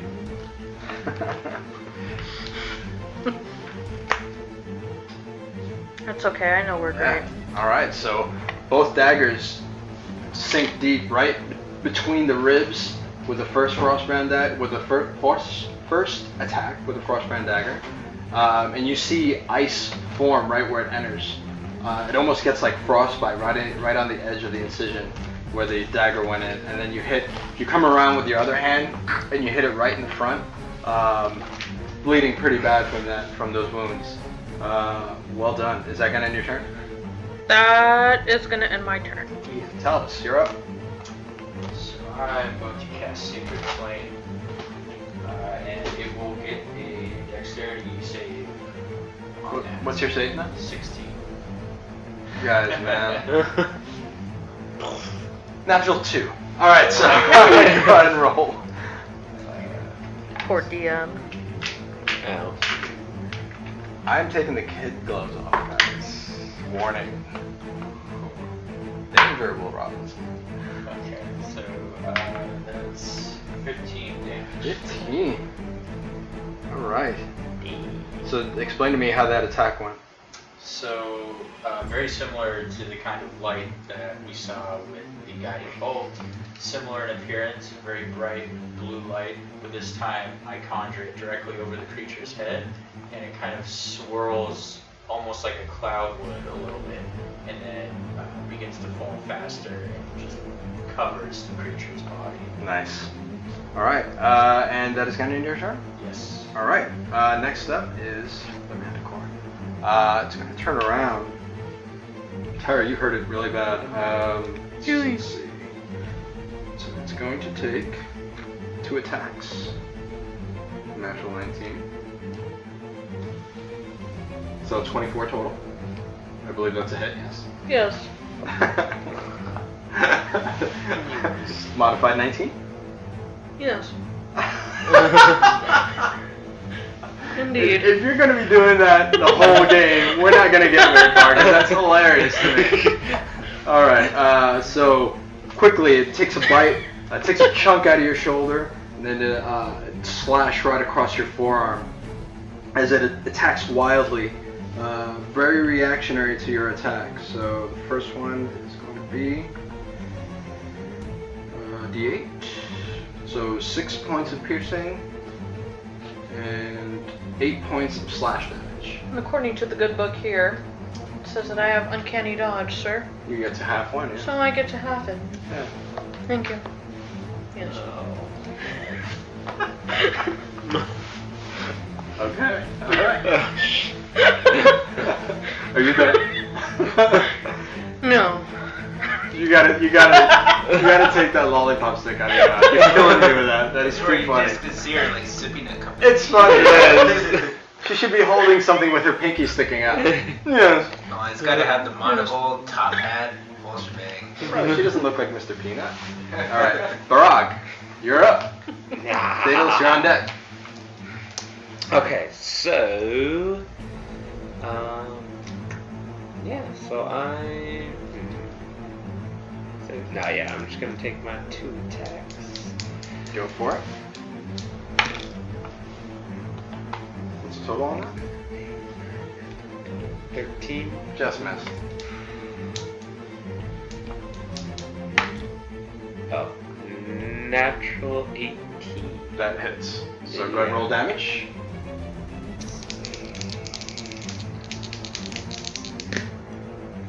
Great weapon fighter for 2. Sure. And roll another 2. Okay. So 10, 12, 13. 13 total, alright. So the first attack swings wide as the Manicore is spinning in one spot, kind of looking at Daedalus, looking at Talvis, attacking Terra. So you mistime your first attack, but you get the second attack. Let's see. Well done. Is that going to end your turn? Yeah, that one my turn. Alright. Next up, it's going to be Daedalus. Terra, you're on deck. Okay, well, according to Missy Step, that's one bonus action. Sure. So I'm gonna cast that and get out of there. Sure. So I disappear and I go over here, Okay. and then I'm gonna Eldritch Blast it. Nice. Go for it. Let's hope I hit it with both of them. 11 plus the 8. That's a hit. Modified 19 is definitely a hit. 9 plus an 8. That's a hit as Yeah, well. 17. 17. Yep. Yay. So you hit twice with both Eldritch Blasts. As you bring up your hands, you see the arcane energy kind of coalesce. Ancient primordial runes appear, and how does your Eldritch Blast look? This time I'm gonna go throwing axes. Like, Throwing axes. and they're gonna appear in my hand. I'm actually gonna throw them. Nice. I love it. All right, go for it. And I do, I think that's it's a 6. And, oh wait, that was an 8. 8 total No. for the first one. No, it was 6 for the first one, 8 for the second one. Oh, okay. Gotcha. I just accidentally hit it and it landed on the Gotcha. hand. Okay, so 14 total. Yes. Okay. Awesome. Okay, is that gonna end your turn? Yes. Right. Okay, this thing is looking pretty hurt. Terra, you're up to bat. Yes. You gotta stop it. You're killing me with that. It's hilarious.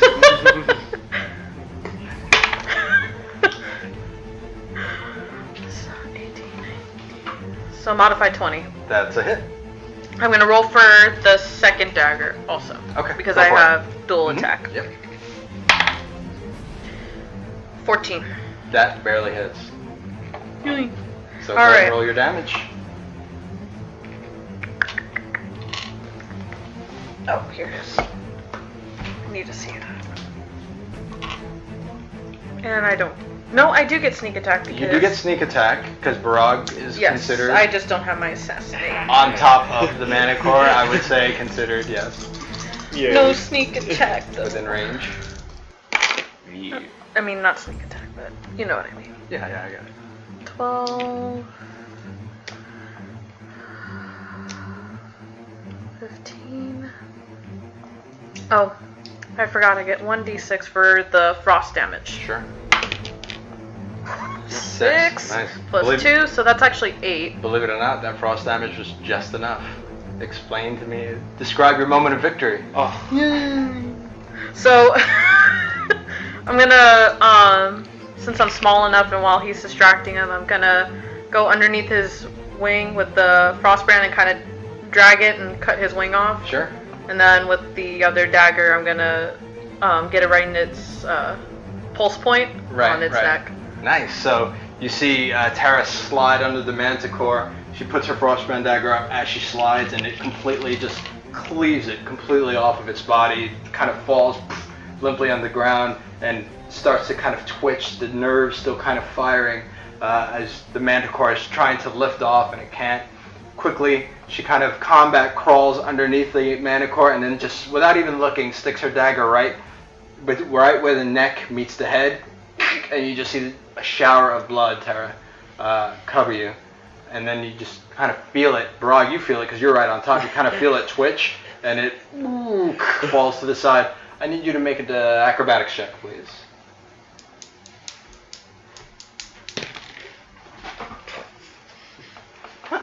11. Okay, so fortunately not enough. So you see the Manticore, Daedalus and Talvis fall over to decide that the wing was cut off of its body. Barag right on top. As it falls, Barag falls first, and then the Manticore on top of Barag, and you just see him kind of like laid out underneath it. So I rush over and try to pull him out from underneath. Sure. Make a strength check. I rush over and help him try and pull Okay, him with out. advantage, because it's a group effort now. 21. That definitely makes it. So you both grab one arm, and you manage to drag Barag out from underneath the body of this gigantic Manticore that's still twitching as the last vestiges of life leave its body. Oh, well, I hope that was worth the fun. Hell yeah, it was. Thank you so very much for pulling me out from under it. I'm gonna get up and start kicking it, and then I'm gonna spit on it and be like, piece of shit, we kicked your ass. Sure. So as he's kicking it, I'm gonna see what I can get from this. You're gonna harvest it? Yeah. Okay. I need everybody to make a perception roll, please.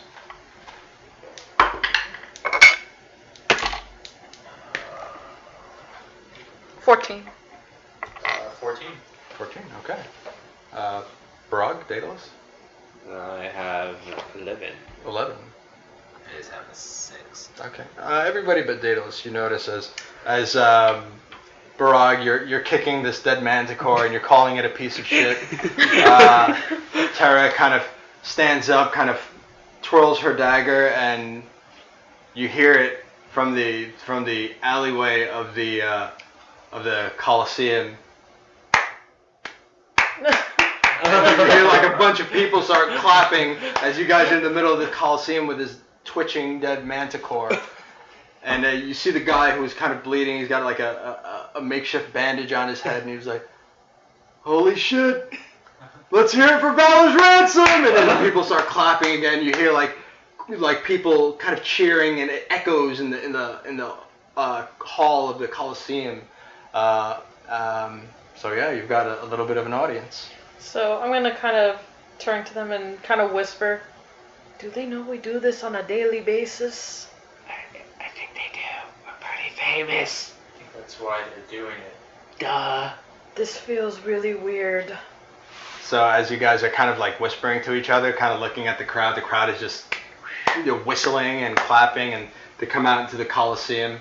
And you're met with revelry, really. People shaking your hands, and one proprietor is, "I'm going to name a tavern after you, Master Barag." Hey, I would love I'm gonna call that. it the kicking dwarf. I love that. Make sure I'm invited. Oh yes, yeah. You don't. Your money's no. Your gold is no good. Do I hear that conversation? Absolutely. Okay, Absolutely. So I approached the gentleman that just said that to Barag, and I put my hand on his shoulder to get his attention. Hey, if you happen to open up that tavern, I know a band that will come through here and just blow you away. Do you? Yeah, and so I dig for like a piece of like scrap paper and out of my bag. Sure. Jot down the name, Prophecy of the Pious. Yes, Prophecy of the Pious. And hand that to him, and right there. Yes. Whenever you're ready. Do I see or hear Excellent. that happen? Make a perception roll. Good. Good. I better see this happen. You don't see it. Is that a natural one? No. That's a natural one, dude. No, it's a 7. It's a 7? So Alright. 8 total.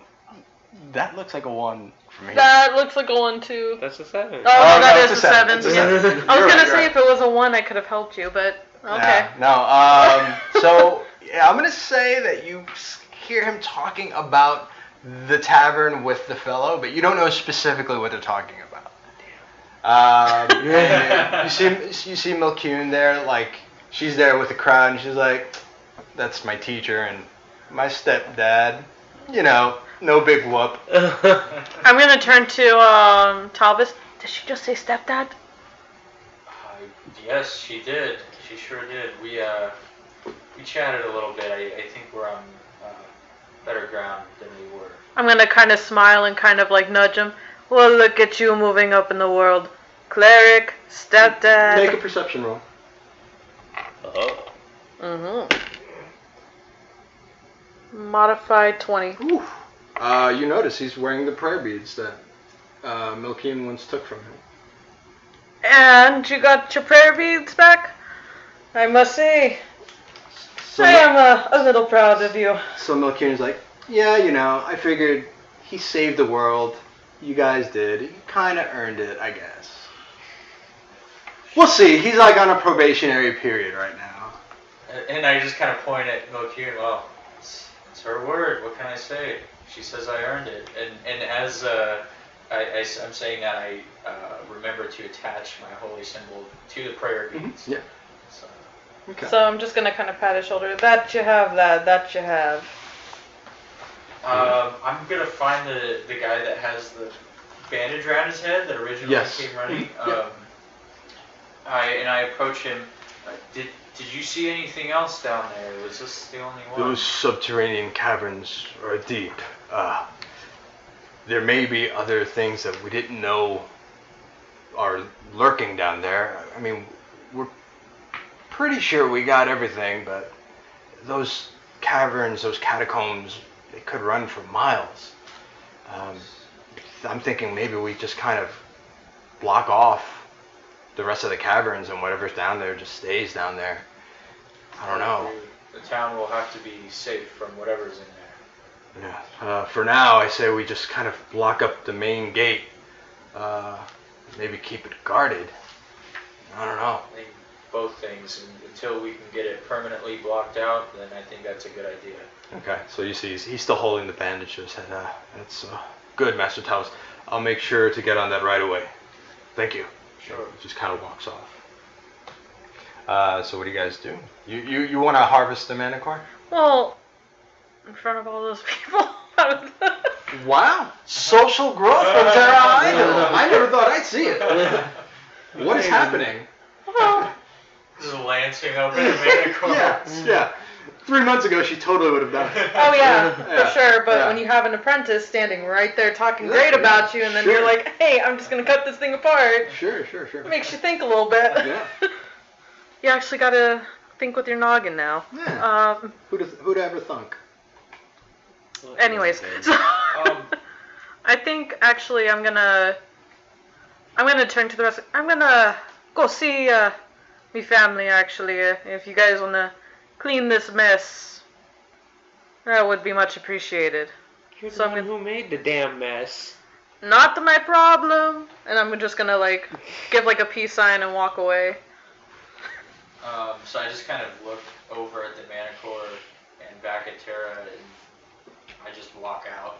I just walk out towards wherever I had been staying at the tent. Yeah. So I walk back to my tent. Okay. And I'm gonna yell to Talvis, "Wait for me, goddammit!" And I'm gonna run after him. Just gonna have a rotting Manticore and then. That's your job, Daedalus. Bye. Daedalus, what do you do?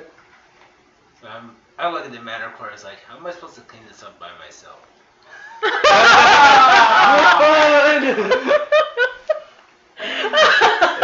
Suddenly I get like flashes of Charlie Brown right now. So I look to the. Is there anybody still around? Like the. Yeah. It's like, who wants to help me? Anybody? You see a few volunteers. Oh, we'll help you, Master Daedalus. Okay, let's get this thing cleaned up. So Yes. Me and everyone else that There are a couple of hardy fellows, and one female looks like she's a ranger, leather armor. Start helping you take it out of the Colosseum.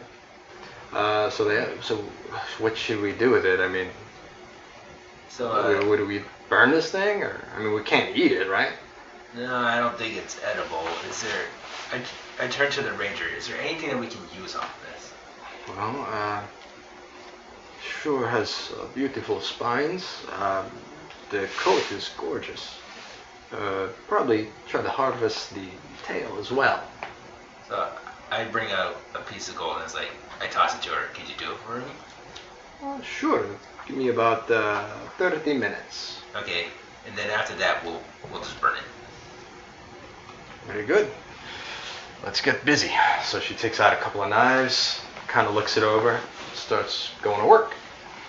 And there are still people there helping her. So actually, let me give her advantage on the harvesting roll.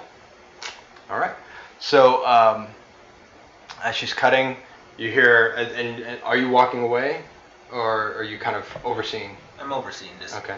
Looking one. So as she's cutting, you see kind of the knife working, and she goes, "Oops." Anyway, let's keep going. So she does manage to harvest the tail in its entirety. You've got about 3 square feet of solid manticore fur. And leather from the manticore wing if you want it, from one of the wings. The other one was too badly damaged. Leather. Don't look at me that way. And she's like, you're going to have this treated. You know that, right? And you can't just walk around with a blood-soaked pelt and tail. You're going to have a taxidermist or something. Somebody take a look at this. Do you know one that's around here? I know the city's still being repaired. But... Yes, everybody's busy with other projects, unfortunately. I mean, I could probably do it for you. Sure, so I bring out another piece of gold. I was like, for your trouble, and I toss it to her again. Oh, thank you. I come back. I'll need it in the daylight to dry out. You'll have to scrape the inside of the leather, of course, treat it. I need some sawdust for the tail. Give me a day and a half, and I'll have it ready for you. Sure. All right. And so I leave her to that and I walk out of the Coliseum. Okay. So everybody's kind of like just butchering it into small sections to kind of get rid of the carcass. But when it comes to the head of the manticore, which is exceptionally creepy because the head actually looks human. From like the nose up looks very humanoid in nature. So people don't know whether to treat it like an animal or maybe with a little bit more measure of respect, as it has like a humanoid sort of head to it. So I'm gonna say they are going to. So one of the villagers is like, maybe we should just put a small plot for the head. I don't feel comfortable just burning it. Is that okay, Master Daedalus? Can we just bury it and put a marker somewhere? Or Sure. would that be okay? That'll be fine. We'll do it outside the city. Okay. But that sounds good. All right. So they continue to work. In all, it's probably going to take a good 3 hours to completely clear the Colosseum of any remnant of the Manticore. But a day and a half, and you'll be able to pick up the leather from the wing, the fur from the body, as well as the tail. Cool. Cool. All right. What are you guys doing? I am going to look for Rory, actually. Okay. So, go ahead and make an investigation roll. Are you by yourself? Well, I walked out and these two followed, so I don't know if Are they're... the three of you going with her, or? I was going towards my tent. Okay. I'm actually gonna join her and find Rory. So that you're both looking for Rory, so you have advantage on your investigation roll, so. So what's your total? 17 17 from the total? last one. Okay. All right, so doesn't take you too long. You definitely see Borgu's very familiar profile, the giant woolly mammoth mount of Rory. Now, they don't have any stables to speak of at the Lorwick Dales. Not anymore. They used to. They used to sport one of the largest stables on the East Coast. Obviously, that has been burned to the ground, or those resources from the stable have been repurposed to the war machine of Zayn to Zayn. So, literally, it's just a couple of posts and a rope that kind of connects the posts, and everybody just kind of ties their mounts to the posts. They've got makeshift troughs and water and some hay. But no stables to speak of, but you definitely see Borgu's profile from a distance, and as you get closer, you do see Struenia as well. She's tied off on the post. You see Rory there, and Danzin is there as well, and Danzin is kind of sitting on his knees. He's got his cane kind of in his lap. His hand is on his knees, and he has his head down, and he looks like he's concentrating fiercely on something. He still has that leather wrap kind of tied around his eyes, and he looks like he's in deep concentration. Meanwhile, Rory is just kind of tending to Struenia's wounds. She was hurt pretty badly in the battle, and her subsequent capture. So.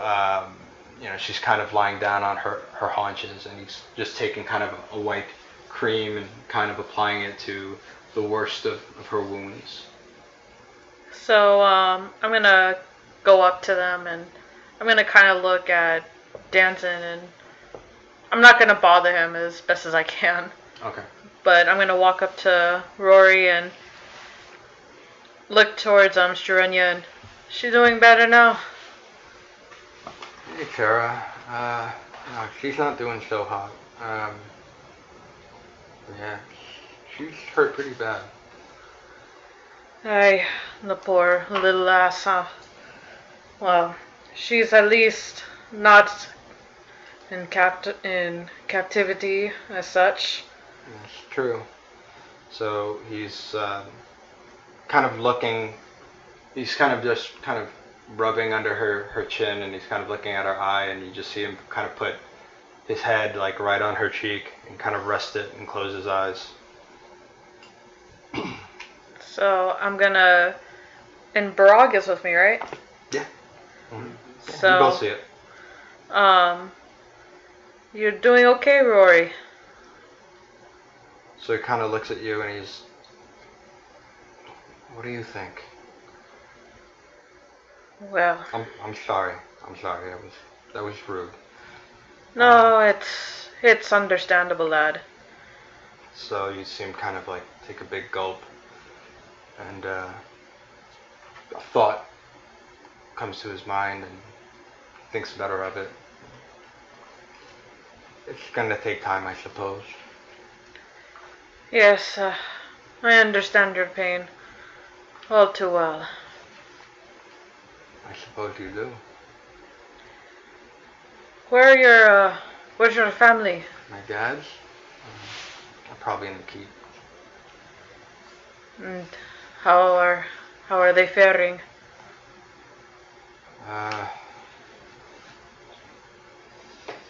My dads want to find Zainda Zane and kill her. That's probably what they're planning.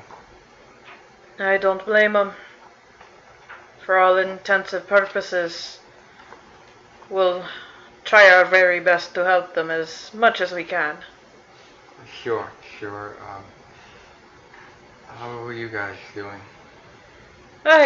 Well, doing alright, I suppose. Trying to help as best as we can here. So as you're talking, you look at him and you notice the second that he asks you that question, his eyes become very distant. It's like he's asking the question because he feels that that's the sort of thing people ask. Mm-hmm. But his mind is just not quite there. He's just completely a million miles away. He's completely putting on airs for you, and Barag, and trying to be trying to act in a way that's expected, but he's finding it very, very difficult to cope. So that's just kind of like you kind of glance at him and you kind of get that impression that he's having a very difficult time dealing. So I'm gonna kind of just stop mid-sentence and look at him, and because he's much bigger, right? Yeah. But is he like crouched down to where No. Strenya is because she's lying down? No. Woolly rhinos are huge. Yeah, I kind of figured. So even on her haunches, she's still a good 5 feet at the hump. So I will say yeah. He's lower, but he's Okay. still taller than you even on his knees. Yeah. So I'm gonna kind of put my hand on top of his and. Lad, you don't have to put on a brave face. There's people here that actually care about you, Yeah, I know. I get it, but that was my brother, and we were best friends. Like, we did everything together, and I don't even know how to move on from that. I'm gonna kind of look back at Danzin and then look back at Rory, and maybe there might be a way down the road. But that is up to you, lad. I'm just trying to make it day by day, I suppose. I'll find my center again. Yes, I'll find my center. I'm thinking about taking a trip to the temple, the Hinfish temple where I grew up and studied. Growing up, I had to suppress my orc side, and it would help me repress my rage into something productive. So I think if I go to the temple, I can find my center again and be whole. Hey, well, whatever it is you gotta do. But just know that we're here for you. If you need anything, just let us know, alright? And if you need an ear, I've heard I've been an okay listener. So he kind of like takes a deep breath and thanks, Sarah and Barag. I appreciate it. You guys don't know how important you were to us, and I'll never forget it. It's what we do. Barag, I have something for you, actually. For me. So he goes over to Struenya's saddle, and he pulls out a small keg of dwarven ale. And so Danny wanted to save this for the celebration after.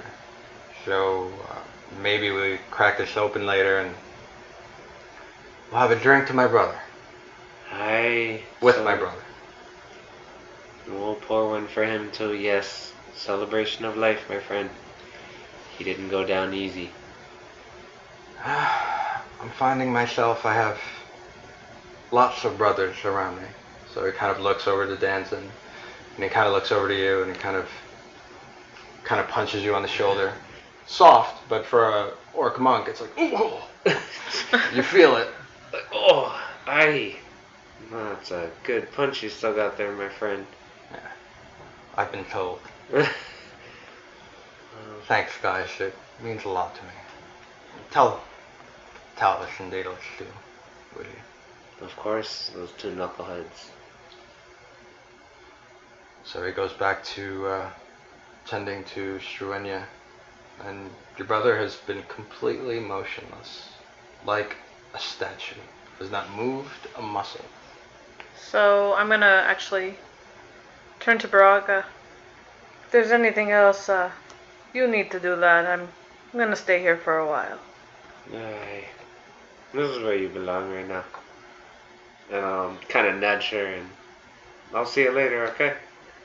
Hey, please don't get into trouble. I am begging you.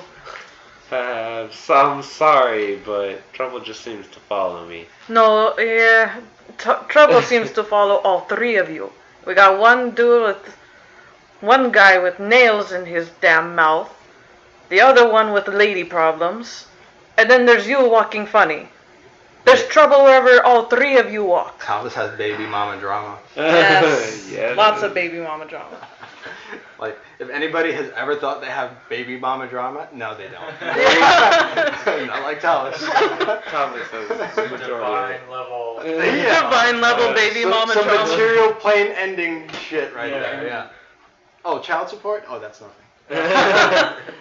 All right, so what do So you do? I'm actually gonna kind of look at Danson for a little bit, and then I'm actually gonna sit right next to him and kind of like lean on him while he's meditating, or what I'm assuming is meditating. Okay. So I'm just gonna kind of lean on him, not say anything, but just lean on him. So as you lean on him, you feel that just as your head kind of presses against his shoulder, it's pretty solid.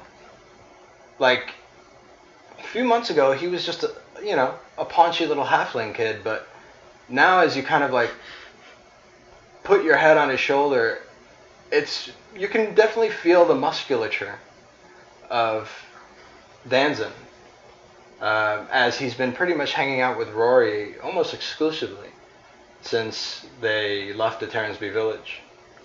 So I'm gonna kind of like in shock. I'm gonna kind of like lift my head really quick and kind of like poke it, like poke the muscle.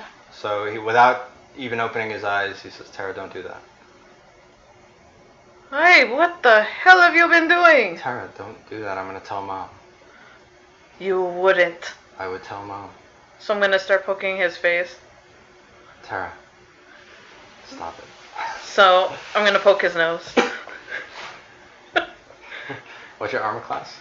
I think it's 17? Yeah, 17. Okay, you rolled a 17. Oh, well, I'll be damned. Okay, so as you're like poking his face, like you feel the sting of his cane right across the side of your face, but you don't see him move. Like he's just sitting there, and then you just kind of feel it, like whoosh, and then you kind of look at him, and he's still completely in that same position that he was in. What the hell, little brother? What the hell was that for? He says, "Mind your P's and Q's." Mind your P's and Q's. My name is Danson. I think I'm great because I'm sitting like a monk. Oh, I got muscle now. I'm pressing all the ladies. So I'm gonna sit right back down him. He says, "Terra, there's only one lady I'm trying to impress, and it's not you." It better be me. It is not. Who is she? Oh, hold on. Never mind. I know who it is. Terra, don't you have somebody else to bother besides me right now? I'm trying to meditate. I'm just gonna kind of relax. Mom! Don't you dare. I dare. I'm just gonna kind of lean my head. Can't I just relax with you for a little bit? Your sister's been through too much shit already. So as you guys continue your playful banter, it reminds you of those carefree days of childhood. It's like you got a little piece of the childhood that you missed when you went to sea. You missed a lot of your brother growing up, even. So it's refreshing. And for a second, it's almost like you're back at the Terransby village, as if none of this horrible event has ever happened. And it's nice to have these small little moments with your family, with your brother, with your friends. So you spend some time there? Yeah. Okay. Talvis, you are at your tent. And what do you do? So the box that the letter from Zyanda came in, we left that in the Stronghold? stronghold, right? Mhm. Okay. Yep. So I'm actually going to leave my tent and head towards the stronghold. Okay. So as you leave the tent, I need Daedalus, what are you doing as well?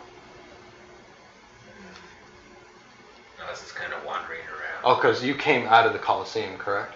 Yeah. Okay. So I need Talvis and I need Daedalus and Barag as well, actually, to make a perception check, please.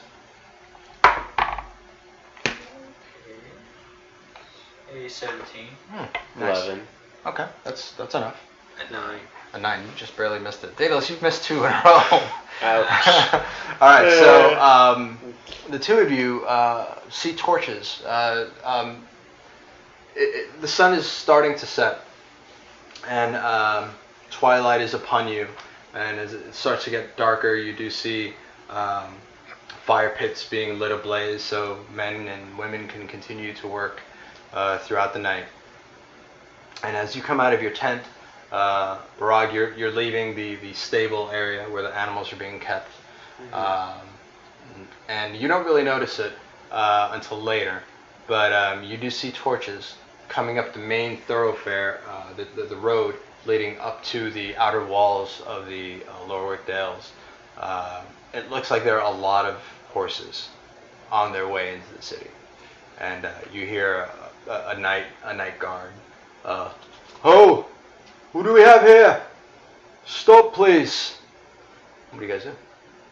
I'll walk over to where he is. Highly unusual because nobody's expecting anybody. Yeah, I walk over to where he is, just kind of prepared to back him up. Okay. So as you walk up, what do you do, Brock? I'm gonna run over to see what all the commotion is. Sure. Of course. Sure. And Daedalus, takes a second or so for you to kind of see what's going on, but you do see a commotion by the main gate. Where a main gate would be, where it built, but by the main road. I'm going to walk over and see as well. Okay. So as you guys walk up, it's Pem Shim. Oh. And she's leading a caravan of what looks to be mostly shipwrights. But shipwrights, carpenters, you see carts full of fruits, vegetables, perishables. You see another cart full of clothing, another cart full of hammers, nails, one full of medical supplies, just generally all that one could need to kind of get something going in regards to keeping a population fed, healthy, and building again. The caravan stretches back at least a quarter of a mile. It is a long caravan, and there's a lot of people. And and they're of all sorts of make. Mostly in the Lowerwick Dales, it's been half-breeds and former captives. But you're seeing everything from elves, mostly humans. You see halflings, a couple of tieflings even,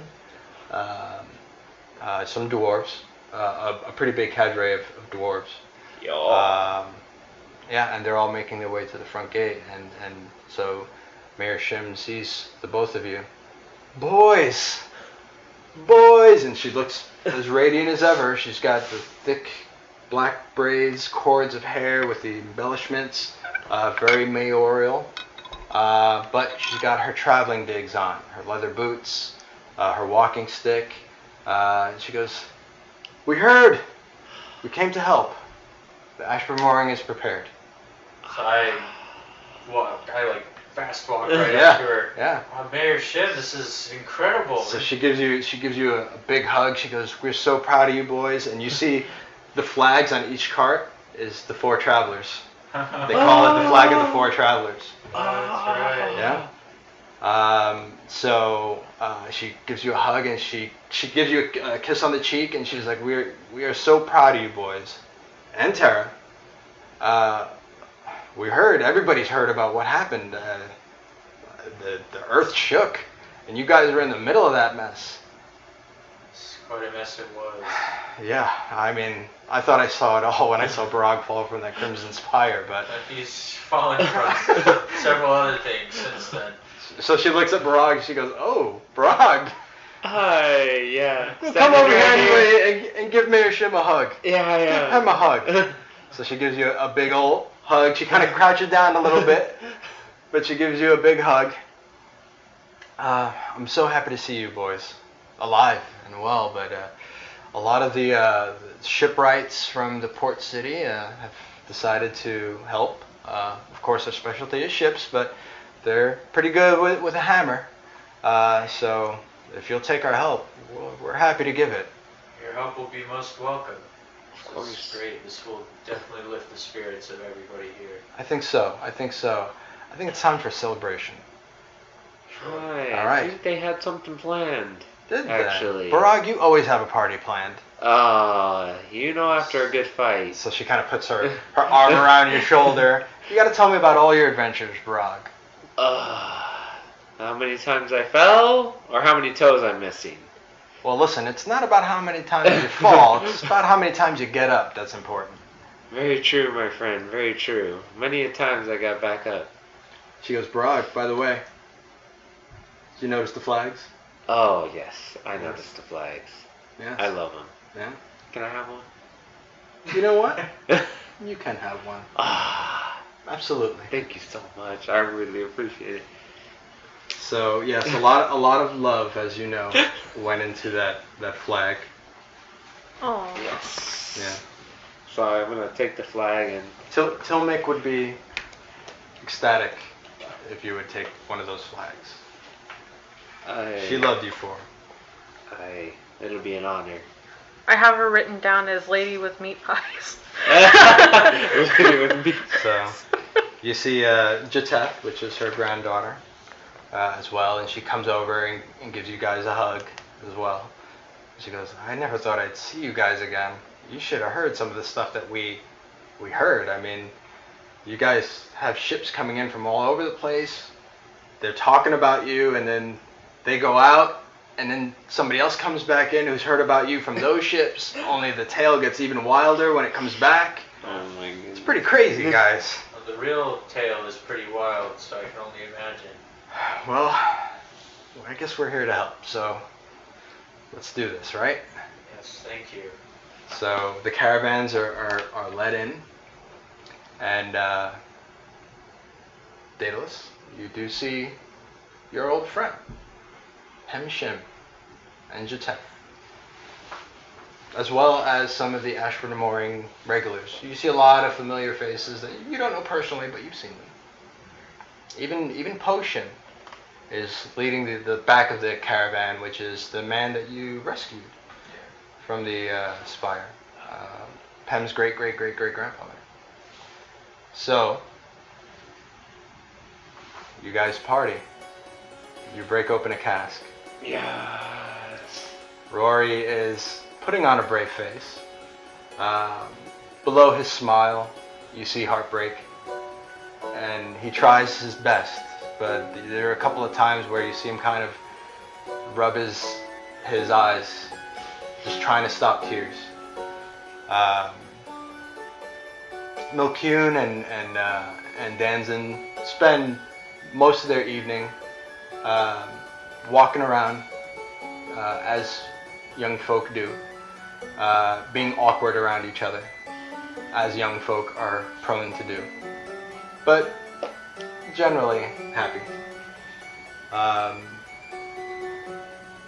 You see the stonecutter there, and he looks at you and he's like, "Ah, you magnificent pale bastard. Come have a drink." I just kind of like touch my face. Like, hey, I am pale. I'm pale. So yeah, you guys share a drink. And Daedalus, what do? You're Daedalus. You're Heartwell the Magnificent. You're expected to entertain. With 2 nails in the mouth. Hey, I don't know what his act is at this point. I don't know if he's got to change it up. But he is Heartwell the Magnificent, and there is a party. So where there is a party, and there is Heartwell the Magnificent, there are entertainment roles to be had. Roll, sir, for entertainment. That is going to be, we are going to, what do you want to do? Tell me. You have proficiency in acrobatics, right? Yes. So why don't we do the best out of 3 acrobatics? If you want to do part of your, we'll do 3 rolls for your entertainment. 1 acrobatics. If you want to do arcana to do magic stuff, we can do that. And is there something? Oh, there's performance, obviously. So we'll do 1 acrobatics, 1 performance, and 1 arcana. Okay. So what do you want to do? What do you want to do to open your show? Like, which check do you want to do to open your show?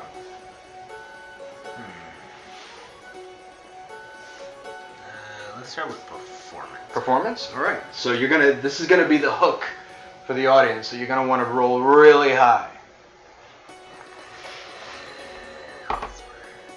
Oh, nice. Goodness gracious. Heartwell the Magnificent. Yes, he never fails to entertain a crowd. All right, so He is quite magnificent.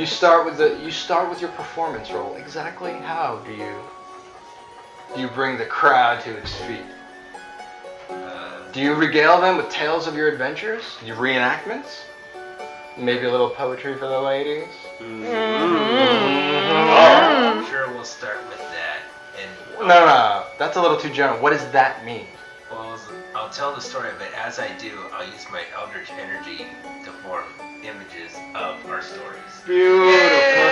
Fucking beautiful. That's what you get. That's what you get. You get claps. All right. What's the second entertainment role? It's acrobatics or arcana. We'll go into acrobatics. Acrobatics. This is the meat in the fucking sandwich. Oh my god! 19. All right. So, Heartwell the Magnificent, Daedalus, what do you do with your acrobatics? You can parkour. You can do whatever you want. You can take some barrels and start running on them in place. That's the hard one. I guess we'll start with the barrel. Sure. And instead of just running the place, we're gonna kind of roll it.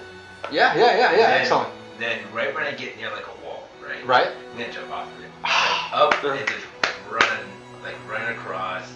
Do like a couple of cartwheels all the way around. Excellent. And then jump off the wall, flips in the air, right on the ground. Nice. All right, Daedalus. I love it. So the crowd is eating it up, and those rolls are magnificent. Now, the most important is the close. Yeah. How are you going to close this thing out? Arcana. This is the big one.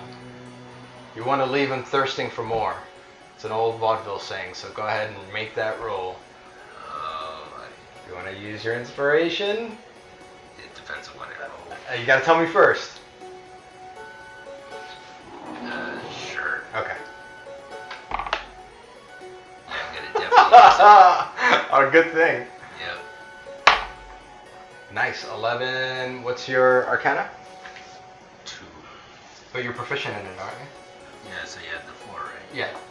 So it's the 2 there and the 4 there, so it's a 6 to that 11. Okay, so 17. All right, so Arcana, how do you do it? Well, it's gonna have to be something from my vast list of spells Yeah, and cantrips. I have a lot of them. let's do it. Let's throw some fire at people. Don't, I'm kidding. No. Don't ever do that. He says unless as he they're smiles. bad people. Yeah. Oh, I'm good. I don't want to die tonight. Well, I'm gonna kind of do like a disappearing action. Nice. So I'm gonna cast Misty Step. Oh, that's awesome. He's but- prestiging this shit. Yeah. I love it. I love it. I'm gonna cast that, and you just see all this mist go around me, and I am not there. But the thing about it is, Misty Step can only take you so far, but Dimension Door can take you further. Nice. So I'm gonna cast that too, Nice. All right. and then I'm gonna jump into that Dimension Door. All right. So the crowd goes wild.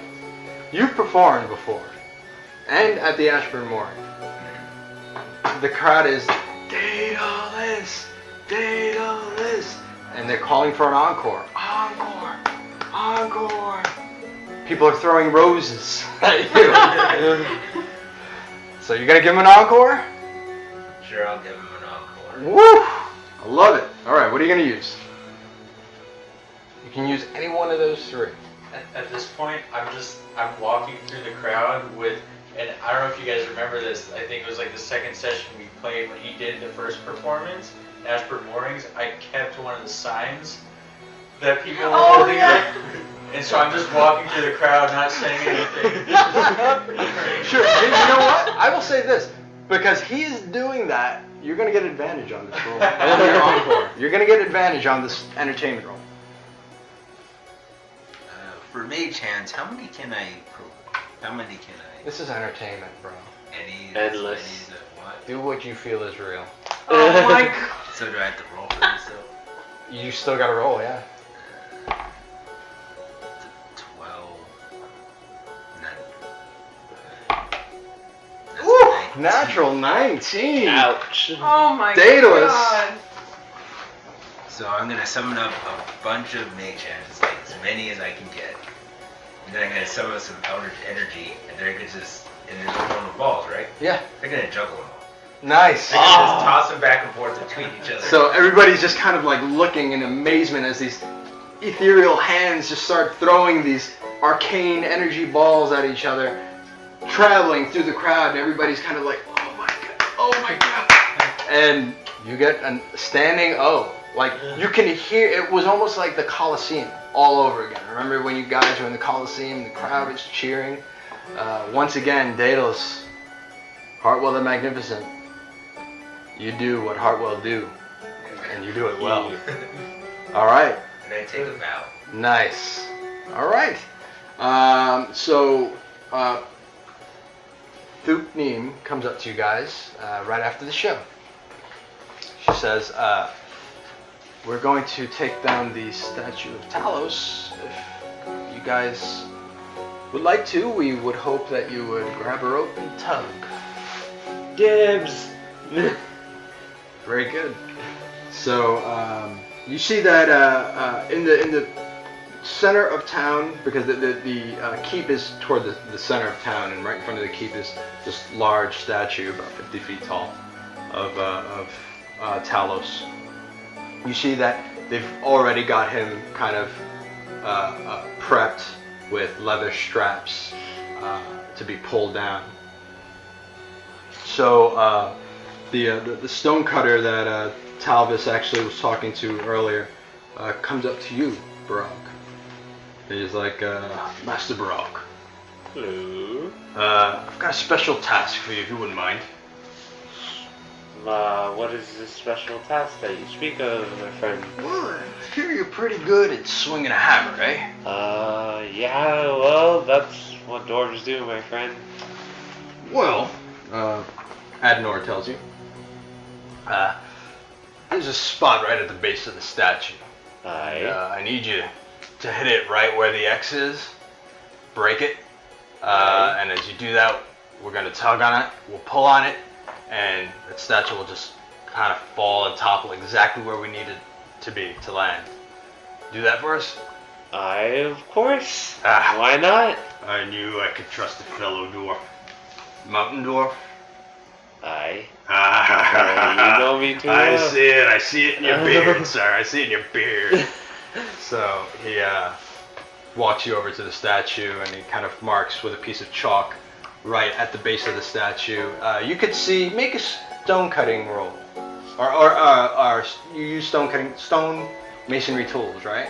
I have the Smith tools, but Smith tools. Okay. yeah. Go ahead and make a roll. Not with advantage because you don't have the actual feat yet. You're studying for the feat. Studying for my. So go ahead and just make a single roll. So 6 plus what do I add to it? That's 9. So Oh, 9 that's total. 9. Okay. What do I add to it? No.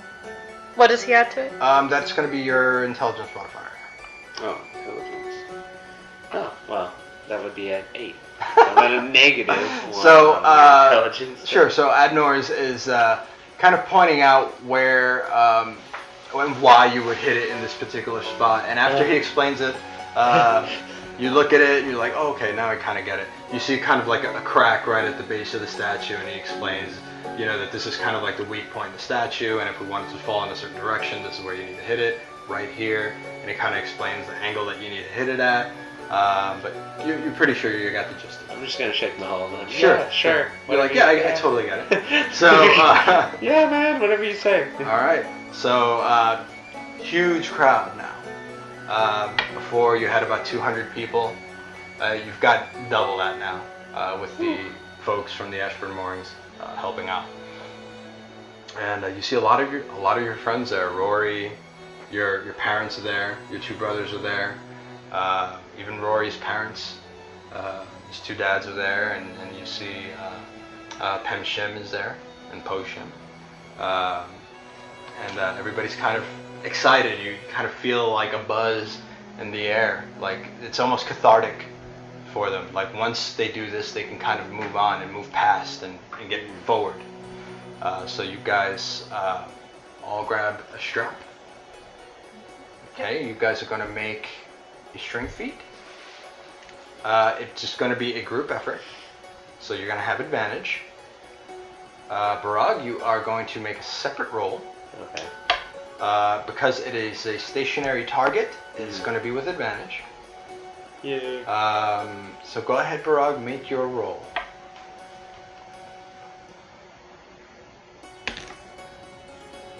With advantage, so you get to roll twice. Yeah. D. What'd you roll? So. What's the highest one? 6. 10. No, that was 9.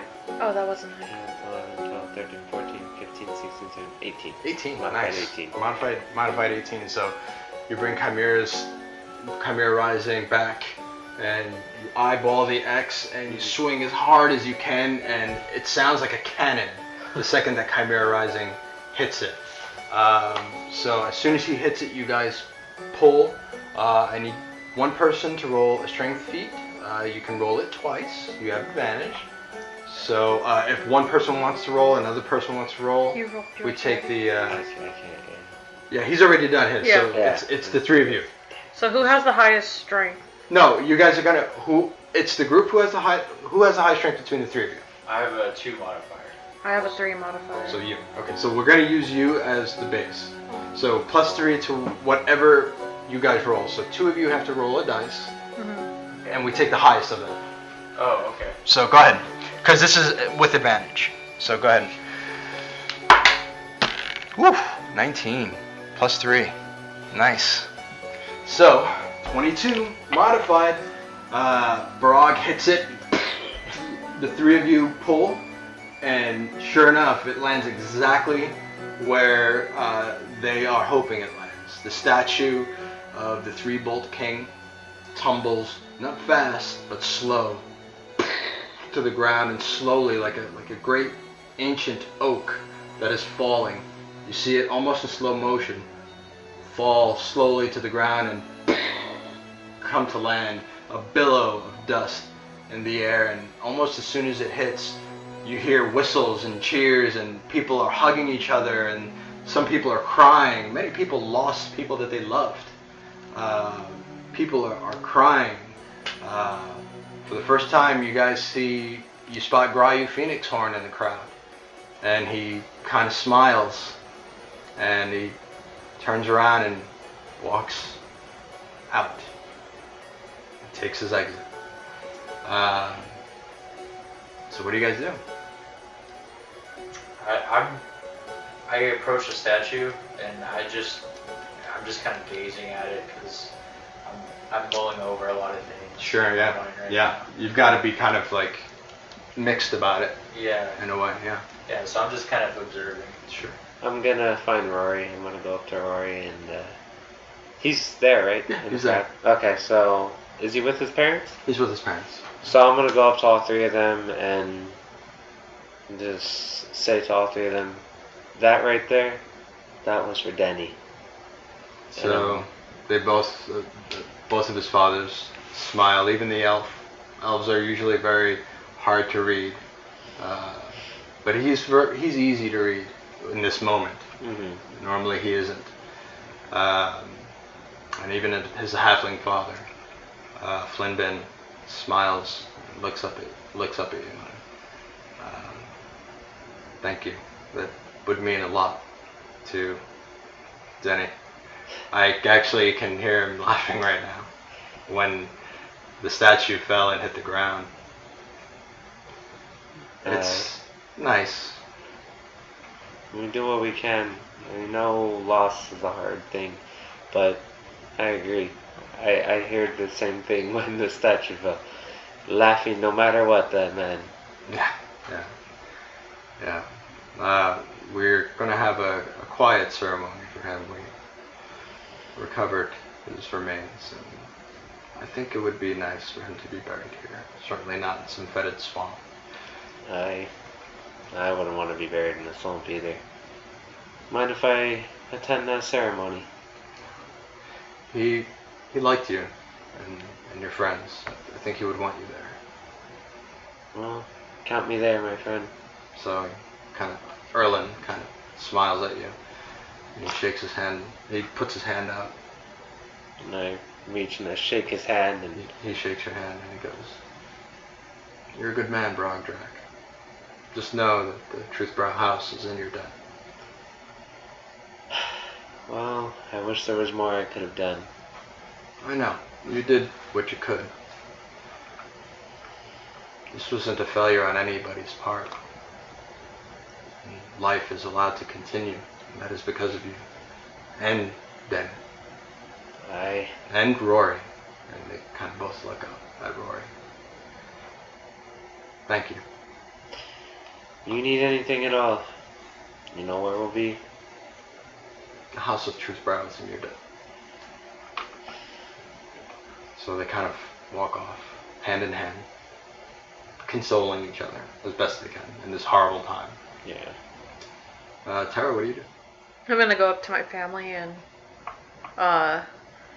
just kind of hug them all, like kind of the best that I can, you know. Yeah. So,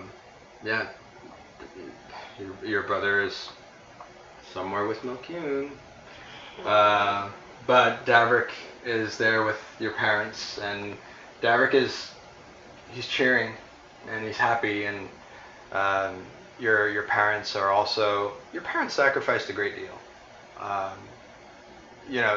The fact that they managed to survive this, even with the help of Grayu Phoenix Horn, but the fact that they're still alive after everything that's happened and lived in that swamp and serving gruel made from nothing to Not help. to mention my dad was cursed. Yeah, I mean, they kind of been through the ringer, so for them this is kind of a big deal as well. So they see you and they hug you tight. Terra Hail, our hero daughter.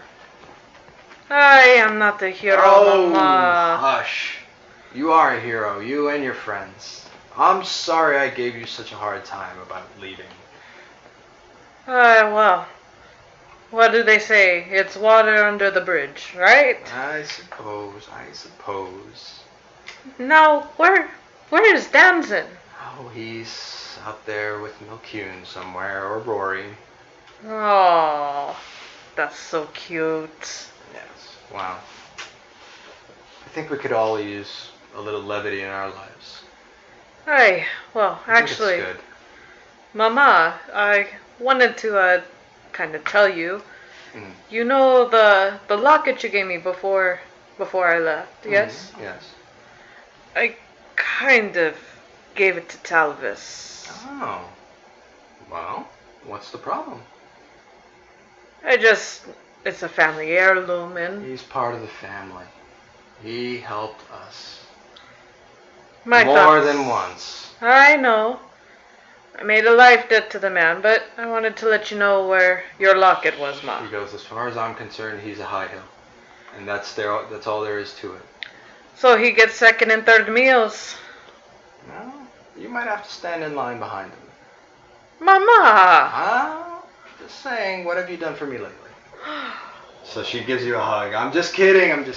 You'll get a bigger piece. Okay, just as long as I get the better half of the deal. Sure. So she gives you a hug, and it's odd because you've never really been close to your family prior to you leaving out to become a captain on the high seas, but now that you're back, and even amongst such horrible things that happened, you guys managed to kind of find a light within each other and find your way back to each other. And it's good. It feels good. It feels right. So Daedalus, you're getting hounded for autographs. You're getting hounded for autographs. It's almost like remember that scene in Rocky when he made it to the top of the library steps and all those kids are surrounded him. He's like, yeah, Adrian. That's kind of you right now. You're at the top of those stairs and people are asking for their autograph my arm. So yeah, so you're doing your best, Hartwell the Magnificent. And you are having your moment. Yes. I would like to look around for Duke Moon. Sure. Let's see there. Easy enough. She's there. She's important to the city. So I'd like to approach her. Mm-hmm. Excuse me, Duke, I have a couple questions for you. I know we're all celebrating and a little busy, but I figure it's a good a time as any. First thing is... Yes, Talvis, I am single. Uh, I know that's what you were gonna ask. Well, that's very generous of you. All right. What is the first question that you were gonna ask? We'll come back to that. We'll put a pin in that one. Sure. My first question is, as we are rebuilding and fortifying this city, it seems only appropriate that the topic of a temple may be broached. And I would like to know what you would think about building one sooner than later. Funny enough, we received a raven not 2 days ago from Baldur's Gate. And the head of your order, who helped us establish the village in the swamp, he pretty much decreed that such an important place like the Lorwick Dales and everything that happened, they are going to bring carpenters and support, and they are going to help us build. Now, of course, it's on the other side of the continent. It will take maybe a month or two before they get here, but the temple will be built. Excellent. That's very good to hear. And they actually, in this missive, it's this message, they did request that you introduce yourself. I would very much like to meet these people. Yes, they've helped us quite a bit. They let Johan pretty much spearhead everything on this coast. They had their hands full, I hear, on the Sword Coast. A lot of goings on there, but they always kept an eye on us, and they always helped when they could. You are kind of the man of the hour, especially with all things Hestia related, I suppose. So I look forward to it. Yes. See, Milcune approached me, and she wishes to follow in the path of Hestia. So She is her father's daughter. seems so. I told her that I would be happy to oversee her initiation as an acolyte, but I thought I would run it by you first, as you and everybody from the village are her family, really. I think a church isn't a building. A church is its people. I think that would be good. It would be a good start to this place. Great. Sure. I agree. Sure. And my second and my last question for you. Yes. Unless we return. Yes, we can. I will give you the first dance. Okay, I will take you up on that. But my question was regarding the small box that we found, or that you found and brought to me. That I found the letter. Yes. It belonged to Zayenda. Would it be okay with you if I held on to that for a while? It's yours as far as I'm concerned. Thank you. I think it may help me find her when the time comes and find my son. Okay. Yeah, I want you to know that it doesn't matter what happened yesterday, only what happens today. We all have a past, even I. But you have that symbol across your chest. And you saved the world. So as far as I'm concerned, you're okay with me. Thank you. As long as you're okay with you. I'm figuring that out as I can. That's understandable. And so I nod at her and I head up in the direction of the stronghold where I last saw the box. Sure. So Stronghold is pretty empty. Everybody's outside. A lot of jubilation going on. It is a happy time at the Lorwick Dales. Freedom is in the air. True freedom. So you go into the keep, and you go back to the meeting area, meeting room, a very large meeting room, and there is the box where you left it. So I approach and put it in my bag and walk back out to the crowd. Okay. So you walk back out to the crowd, and you guys are jubilant, and you have drinks. You drink to Denny, you drink to the lost, and you drink to those who lived. You pour one on the ground, and this is where we'll pick up next week. Well done. Oh man. Wow, that was a good one, guys. They got me in the feels a couple times, I gotta say. Yeah. They got me in the feels a couple times. Rory, man. Oh, Yeah, he's going through it, man. He's going through it. he's been going through it for a while. It's gonna be a too. while. Yeah. It's gonna be a good long while. It's gonna hurt. Luckily, he's got pretty good parents and friends and people that care about him. So we'll see. We'll see what happens with Rory. Who knows? Thank you, by the way. All right. That was. Is there a bit of foreshadowing there? Huh? Yeah. So is there a bit of foreshadowing there? So we'll see what happens. We'll see what happens. Something's gonna happen. Yeah. I mean, it's bad. Yeah, it doesn't mean it's always bad. I mean, look at tonight. You guys are celebrating a victory and. Pulled down the statue. Yeah, yeah. I mean, you That was guys, great. you guys through season 1 went through some shit. All of you went through some shit. But look at you now. You know what I mean? So. Yeah. Something strong. So well done, guys. That was This amazing. was episode 16 Yes. of the story thus far. We hope everybody enjoyed listening to it. We enjoy playing D&D. So. Other than that, anybody else have anything? No. Oh, May the 4th be with you Oh, all. May 4th, yes. Yes. May the 4th be with May you. the 4th be with you I'm all. talking like Rory now. Yeah. May the 4th be with you. Yep. May the 4th be with you. Yes, but may the 4th be with you. And I think I sound more like Tyson when I say that, like Mike Tyson. Other than that, love each other, be amazing, and play D&D. Good night. Yes. Good night.